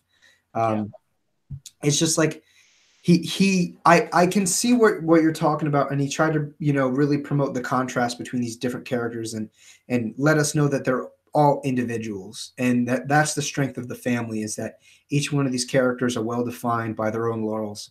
But man, he was just going too hard. He was going way too hard. I think he could have toned it back a little bit better, and it would have been way more effective, because a lot of these conversations felt like 11-year-olds. It's just like, oh, you think I'm in trouble? Oh, why are you Batwoman and I'm Batgirl? Or like, stuff like that. It's just like, and like, obviously like Stephanie, like, oh, you want to make out in front of the entire fucking family? It was just, I couldn't, it was too much. It really took me out of the story. And one thing again, dude, Tom King does not give a shit about Bruce Wayne's identity, because he just left the picture of Batman and the family right in front of the grave. well, okay. Well, that's obviously clearly for dramatic effect. It was for dramatic effect. That was the entire point of the story. But like, I'm convinced that Tom King actually had that end scene. Probably is what inspired him to write the entire story itself. Right, but like, you could have like maybe buried the picture in the ground. Something like, you could have taken a picture of them like without the costumes on, because I see what he's doing there, and this is often a complaint that I have of Tom King, is that he has a great profound point to make but does not execute it very well, and he does it at the cost of a number of different things. And in this case, it's Batman's secret identity and the identities of the rest of the family. And he did that in the wedding. I've gone on many a rant about him divulging his identity essentially to a drunken judge. No, actually, the drunken judge is the one that took the picture, right? Oh my God! I'm kidding. No, it was a battering for those of you watching. But oh my God, if it were him, I probably would have dropped the book. I would have just put it down. But actually, it's a good point. Who did take the picture? It was the yeah, I don't know. It was the battering. The battering. Yeah, he had a camera on the battering. But yeah, I mean, like, I can see what Tom King is trying to do, but for me, it really, really fails in the execution. There are definitely some positives to pull from this, but I don't think Tom King executed it super well. And again, I know earlier in the conversation, Samoki Dude had brought up how he was surprised that you liked the story, and he was like, "Well, I thought you guys hated Tom King." I don't. I hate his Batman run, and I can't say I don't. But I'm not going to hate the guy as as a whole, as a human being, as a writer, because he has one project that doesn't click with me. Because I think objectively I can look at Tom King and understand that he's a good writer, and frankly, I think Batman is the wrong project for him. But I'm not going to. But I'll say it again, though. His best stories, even his there's occasional issues in his long narrative of his Batman run that, taken alone, are very good individual Batman stories. He's really good at, like, Batman Annual 2 is one of my favorite Batman stories of all time, hands down. He tells some really good one-shot Batman stories. He's very good at it. But when it comes to a longer narrative, I mean, his Batman run as a longer narrative is not working. It really is a disaster. It's not very well written at all. And I've tried like hell to connect the dots and listen to his interviews, and even what he says. Well, I mean, that's a discussion for a different day. Suffice to say that I give him credit on the shorter stories, but longer stories require more effort, and he's not up to task on the longer narratives. Yeah. I mean, I could go on about Tom King, but just to say, I give creators a chance when I know that they have the capacity to make great stories, because Tom King does. I might not like his Batman, but I always give him a chance. I picked up his Mr. Miracle, picked up his Swamp Thing special. I think I have a fairly decent grasp on like how Tom King operates and what types of stories he operates at his highest capacity with. But you know, I'm not gonna bash him just because there's one project of his that I really don't like. Yeah. But I mean, I don't think we really need to go into Tomasi's. You know, I think it's just to be brief and say that what this does is I highlight the conflict between Batman and this mysterious canonical what's the word I'm looking for? Introduction of the Arkham Knight from the Arkham video games. Really, the entire story is these beautiful splash pages by Doug Mank, juxtaposed with either an internal monologue or some sort of dialogue of the Arkham Knight, really presenting, you know, his conflict with the Batman and why he's so different. And it does a good job. Like the thing is, I think that the story has to be looked at entirely differently because it serves a totally different purpose to the rest of the stories, because this is supposed to build us up for what he has coming in the future. I don't want to go like super far into depth because I think that it is something entirely different and had a different function. But you know, I didn't want to write it out entirely because I don't want people to think it was bad, because I think it definitely serves its purpose. It gets me excited to see really how this is going to be, this conflict between the Dark Knight and the Arkham Knight are going to be drawn out.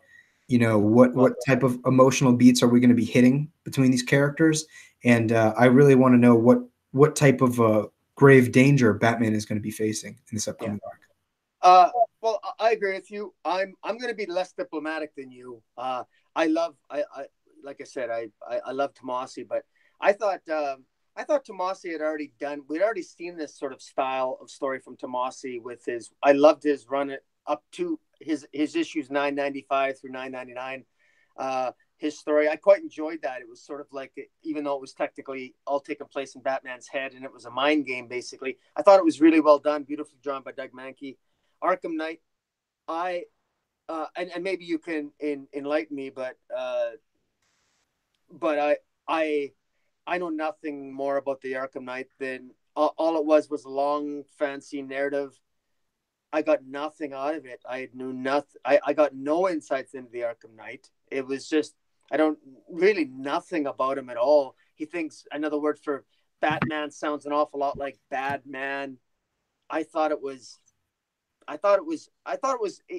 like the fact that it went through the history. It showed highlights from Batman's past through highlights of Batman's big battles in the past. So as a homage to the history of Batman, I thought it was well done. So in that sense, it was a tribute story. So I can understand what Tomasi was doing when he was writing it. But as far as insights into the Arkham Knight, I got to tell you, I never played the video game, so I know nothing about the video game. So maybe if I knew something about the video game, I would care. But I don't care about Arkham Knight. I am much more interested in the Guild of Detection. I've got no interest in the Dark Knight. I don't know why we should care about the Dark Knight. We've got no indication where he's from, who he is, why we should care what his opinion is of Batman. He just seems like, you know, he seemed like a beautifully drawn non-entity as far as I was concerned. And I thought, I really didn't think he had any business being in the issue, if I'm being brutally honest. Are you ready for me to change your mind? Go ahead. All right.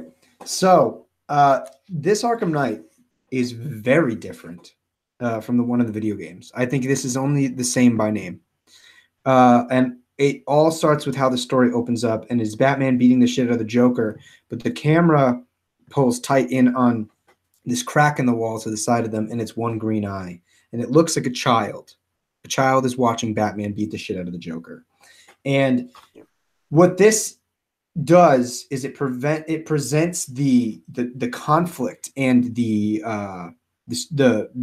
conflict between these two characters and why they're so different. So which characters? The Batman and the Arkham Knight. So this entirety is the Arkham Knight criticizing Batman and almost assigning this fascist quality to Batman, because Batman is very much a character of order, right? He is trying to stop the insane asylum, you know, from bringing the city down.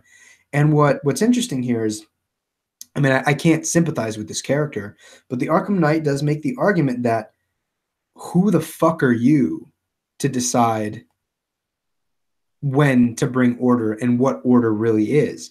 And he pretty much says that Batman is intolerant, and that Batman, you know, is this creature of the night that preys on the weak, obviously being like the Arkham inmates, and he beats the shit out of them, and he juxtaposes these different categories in which Batman is, you know, this cancer on the city with a different splash page of a different villain. So one of them was the broken the Batman is a creature of the night who preys on the weak and the broken who lash out and beg for help the only way they know how, through their smiles, through their laughter. Obviously splash page of the Joker, and he's beating the shit out of the Joker. And the Arkham Knight is kind of this advocate for these villains. He's like, those eyes, you might see a smile, but there is something mournful about that face, right? Like you're not trying to understand these people, you're trying to punish them, you know. And I like that idea, because being named the Arkham Knight, Arkham Asylum, he is kind of like the representative. He is fighting for the inmates of Arkham. And you know, he talks about how Batman is growing into this dark, vicious, predatory creature, and there's the image of Batman chaining up Killer Croc, only respect for control and his rules.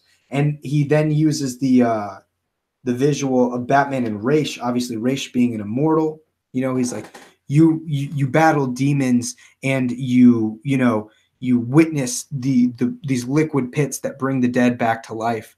But are you really do you amount to that, or are you really just a man, this mortal man, casting his judgment upon these people? And that Batman is blind to the world around him and the plight of his villains, right? And the desperation that is conveyed in what, you know, in how they operate, what provides them with the agency to be criminal, and that Batman is really unwilling to be accepting of that and to perceive the reasons as to why these villains are doing what they're doing. And he's pretty much just calling Batman an insensitive jerk, which yeah, like I think is interesting. And the Arkham Knight presenting this argument is like, I mean, there's no way that I could sympathize with this, but it does present this really great adversity between the ideals of Batman and the ideals of the Arkham Knight.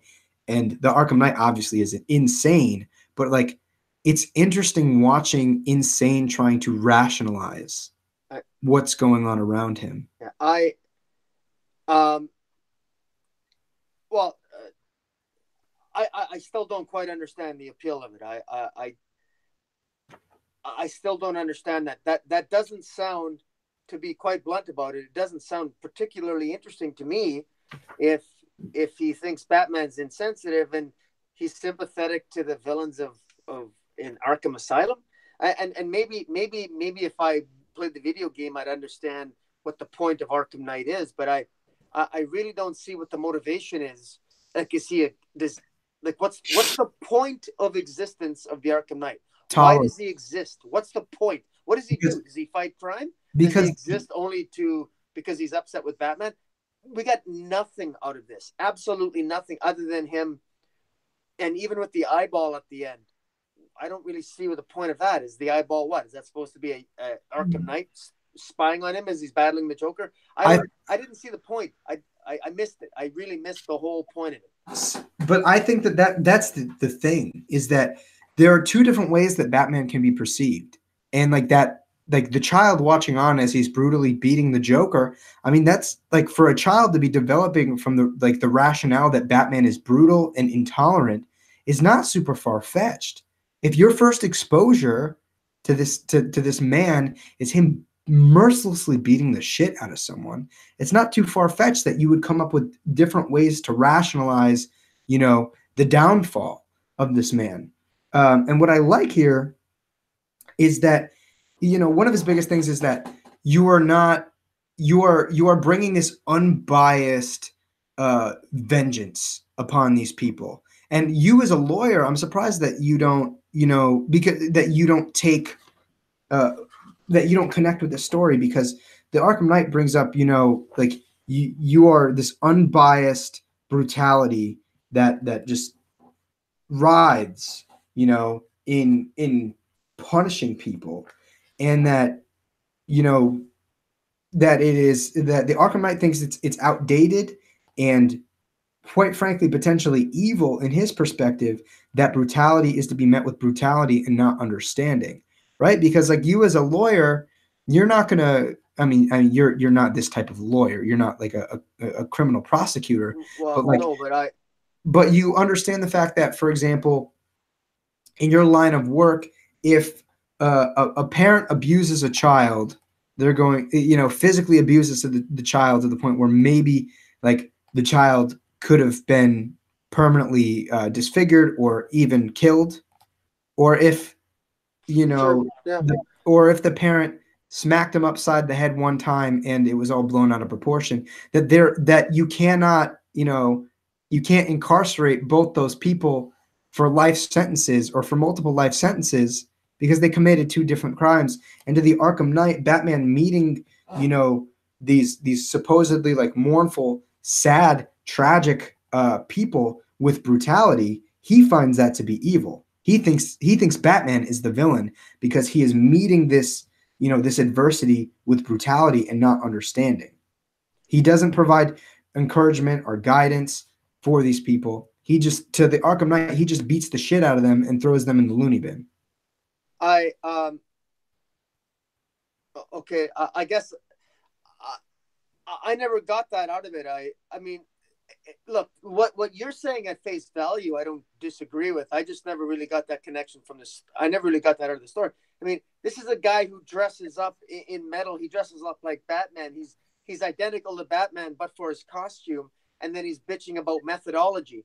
It just seems rather absurd to me. He just seems like a one hit. He seems like another version of Azrael. He seems like another version of about 10 other different Batman characters. He seems like an amalgam of all of them, and he just seemed very, very. And then I didn't really feel that we really got into his head, other than he's sympathetic with villains. It just seemed a little bit. I don't know. It just seemed a little bit. I'm hoping that there's a little bit more sophistication as the story progresses, and I'm sure there will be. I just I like what you said about if it's going to go, if maybe he's, I think the rumors that he's Amadeus Arkham, maybe he's a psychologist, maybe he tried to help the villains at one point and he's sympathetic and he put on the suit. I don't know. Maybe that was the video game origin. I don't know. That I can maybe see. I never got any of that out of this short story. Again, I don't have any connection to the No, video game. I mean, So frankly, it has little to no connectivity with the game besides in name only. We did get some more people in the chat. Koala One, I noticed you guys were streaming over 2 hours ago, but I was too busy to watch. But I guess this is still happening. Is this your longest video ever? On my channel? Quite possibly. I mean, there were times in the earlier days of Let's Talk Comics where we went on for a fucking while. This is the longest one I've had in a long time. But I did do a video. I think it ended up on Joey's channel where I did a conversation with him and Professor Bill about like San Diego Comic Con. That went on for fucking a day and a half. But Koala One, hey, thanks for joining us in your free time. I appreciate it. I mean, you are catching us at the tail end of this, but I hope you go back and enjoy the conversation. And I know like last time you brought up not having like the live chat on replay. I didn't do anything, but I did check. And when I went to watch it as like a spectator, it was up. So I hope it's up now. Aunt Duhar says, I hope the Arkham Knight is someone that is not Red Hood, etc. Because I always felt that was a lazy reveal. But for comics, I hope there is a new character for someone that is a good foil for Batman. Yeah, there's no I mean, Boom, I guess you don't know. In the video game, it was Jason Todd. oh, I didn't know that. No, okay. Which is definitely not going to be the same. That's why I'm saying I think the Arkham Knight is only the same in name and visual only. This is something entirely different. But Koala One brings up the point. Jason's doing his own thing in his own book. It won't be him. I give Tomasi too much credit to let it be Jason Todd regardless. But yes, Koala brings up a good point that Jason Todd is off doing his own thing. It wouldn't make sense. Yeah, but I don't think Jason Todd has that's not his motive. In fact, Jason Todd is far more brutal than Batman. Batman is the one that often has to reel him back in, so it wouldn't make sense. I just thought I really didn't like it. It was Medieval was probably my second least favorite, next to Heretic by Christopher Priest. Hmm. That was my second least favorite story. Was Tomasi's.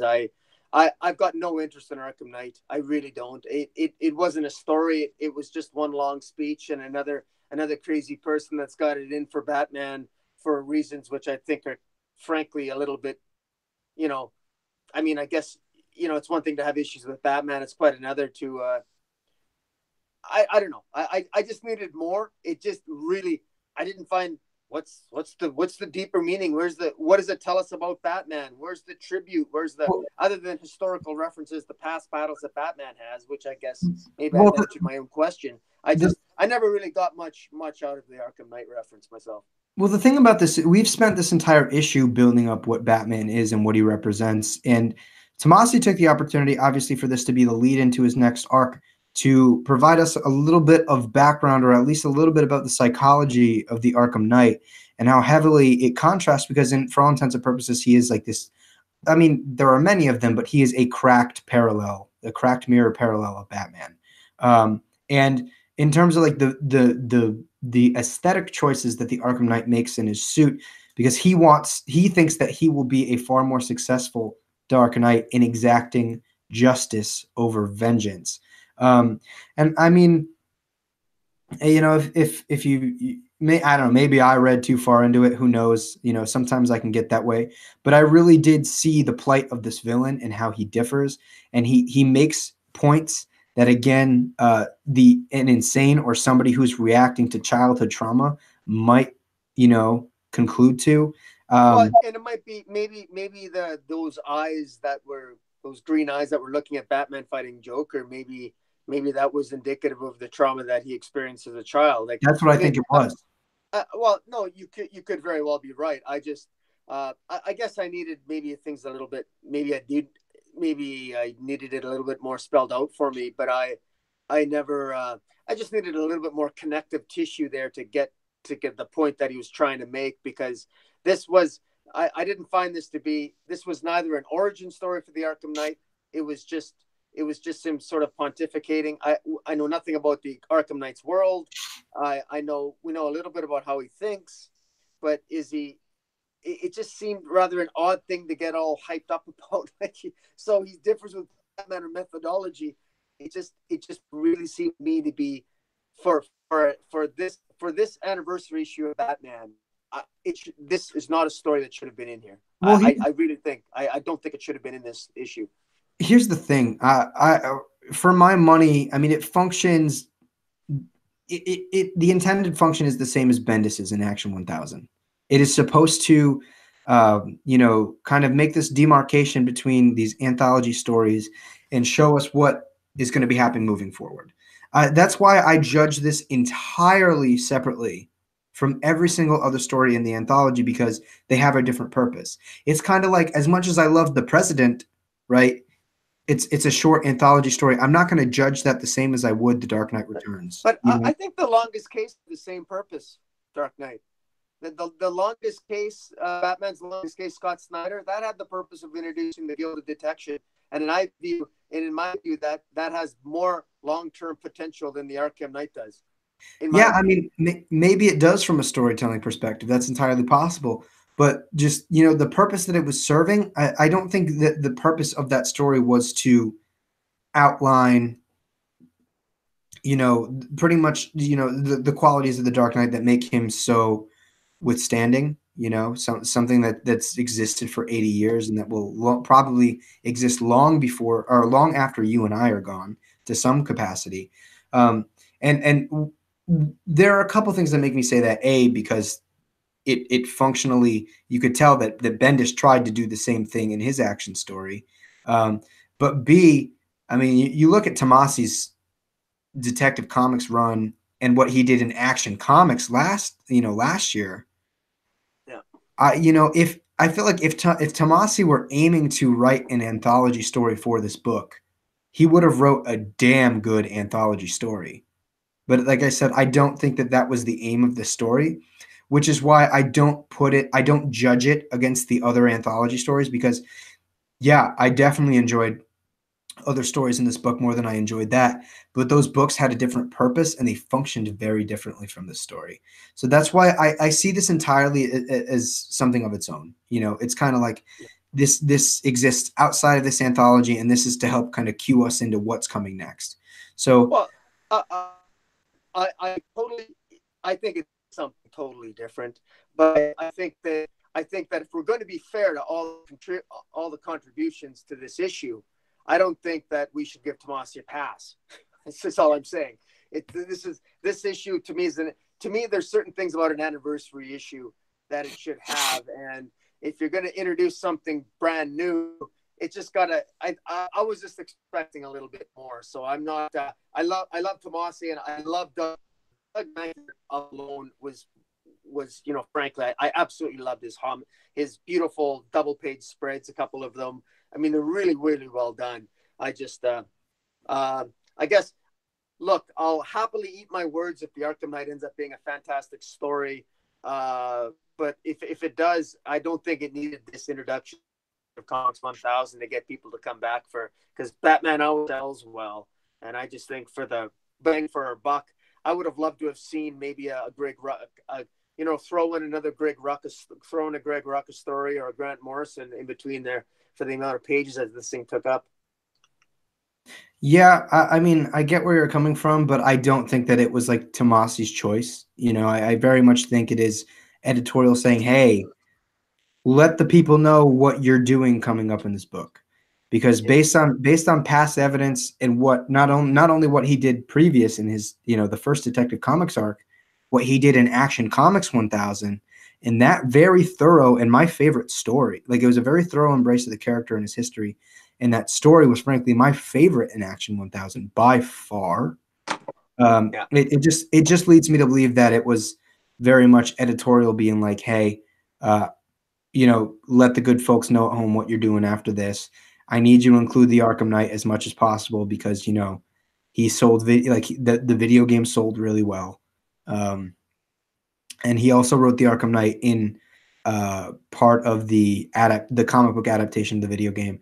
So again, I judge this entirely differently. Like I said, based on past evidence and based on like what we saw in action, both from him and Bendis, because Bendis was serving a very similar function. Mhm. I judge this entirely differently. But Well, I do. obviously I'm everybody has a right sorry. to their own opinion. Yeah, your interpretation about his, if he's got more of if the Arkham Knight approaches things from more of a psychological point of view, with some sympathy for the patients of Arkham, hence the name Arkham Knight. I guess I can see the beginnings there of maybe a unique character or a different character, sort of like kind of a twisted male take on a more serious take on a male version of Harley Quinn, almost with a psychological background. Hmm. So I guess I can see that. I never, I guess I'll, when I finally get by the comic, uh, I'll reread that more and maybe get a better appreciation of it. So, but yeah, good discussion. Yeah, that was a blast. We ran through like 3 hours, but yeah, I mean, briefly at the end of the day, you want to let the people know what were your top three stories that came out of Detective Comics 1000. Let's end this on a positive note. My number five story was Legend of Newt Brody. The fifth favorite story was Batman's Design by Warren Ellis. My fourth favorite was Kevin Smith's Manufacture for Use. My third favorite story was Tom King's Batman's Greatest Case. My second favorite was Jeff Johns' Last Crime in Gotham, and my favorite story of of Detective 1000 was Scott Snyder's Guild of Detection. Wow, yeah, our lists are totally different. I don't think I can order five. I think my number one is a tie between the Batman's Design by Warren Ellis and Becky Cloonan and The President by James Tynan and Alvaro Martinez. Um, I think my number two would be Jeff Johns and Kelly Jones, The Last Crime in Gotham. And my three would probably be a tie between Manufacture for Use by Kevin Smith and Jim Lee and Scott Snyder, Greg Capullo's Batman's Longest Case. But yeah, I think that at the end of the day, DC did a decent job. I was a little bit underwhelmed by some of the creative choices that they made. But as you can tell, there were some stories that I very clearly got very passionate about and thoroughly enjoyed, and will identify, or will attribute to the character throughout my comic book reading career and my reviewing career. Um, so, I think honestly having this discussion with you helped to validate the fact that I bought like 14 copies. So, Yeah. No, it was like I said, I do have a better appreciation of some of the stories because you did make me reevaluate some of my initial opinions, and I do have a better appreciation from some of the stories. And yeah, it's always a great discussion, Dark Knight. It's always illuminating. dude, always a blast, man. Thanks so much for joining us. Do you want to let the good people know the internet real quick, what you're up to, what you got coming out, what you got on the burner? Uh, just more DC comic reviews. Like I just posted one for Young Justice issue 4 tonight. Uh, wasn't a big fan of that. I'll probably put another 3 or 4. Just numerous DC comics. I'm going to be putting them out. I'm going to be putting a first video out of my top 50 at 50. I turned 50 years old early in the year, January 2nd, and I still haven't started my top 50 at 50 of my top 50 comic books of my lifetime. And number 50 is I'm going to be reviewing in the next few weeks. And yeah, so I'll be working on that. And beyond that, yeah, no, it's all good. I appreciate everybody watching, and I thank you, Dark Knight. It's always great to be here, and I appreciate you having me on. Dude, it's a blast. If you guys aren't already, for some stupid reason, make sure that you go subscribe to this guy. You can find the link to his channel down in the description. Also, go follow him on Twitter. Presents a lot of really great questions to ask about these comic books. But seriously, make sure that you guys go check him out. Go watch his videos because they are a blast. I don't tend to watch as much on the YouTubes anymore, but when I wake up in the morning or like when I'm brushing my teeth, I always turn this guy on first so that I can get my dosage of what's going on in DC Comics. So make sure you guys go do that too. Otherwise, you're wrong. So again, thank you guys so much for watching this live. If you're watching this on the replay later, I appreciate you guys giving this a look. I know that this is massively long, and I'll probably be releasing this again, maybe in clips, in very digestible bites, story by story. Because I'm afraid that some people won't want to watch this long video, but I think that we did have some really, really thought-provoking conversations on both ends. And of course, this is why I have the discussions with this guy right here, because he helps to change my stubborn head into, sometimes a more optimistic approach. So I appreciate that, man. Thank you for coming on. Thank you for presenting some really thought-provoking conversation. And, you guys will see us sometime in the very near future on another episode of Let's Talk Comics. So thank you guys for watching. Boom. Thank you for coming on. And you guys have a great night. See you guys later. Thanks, Dark Knight.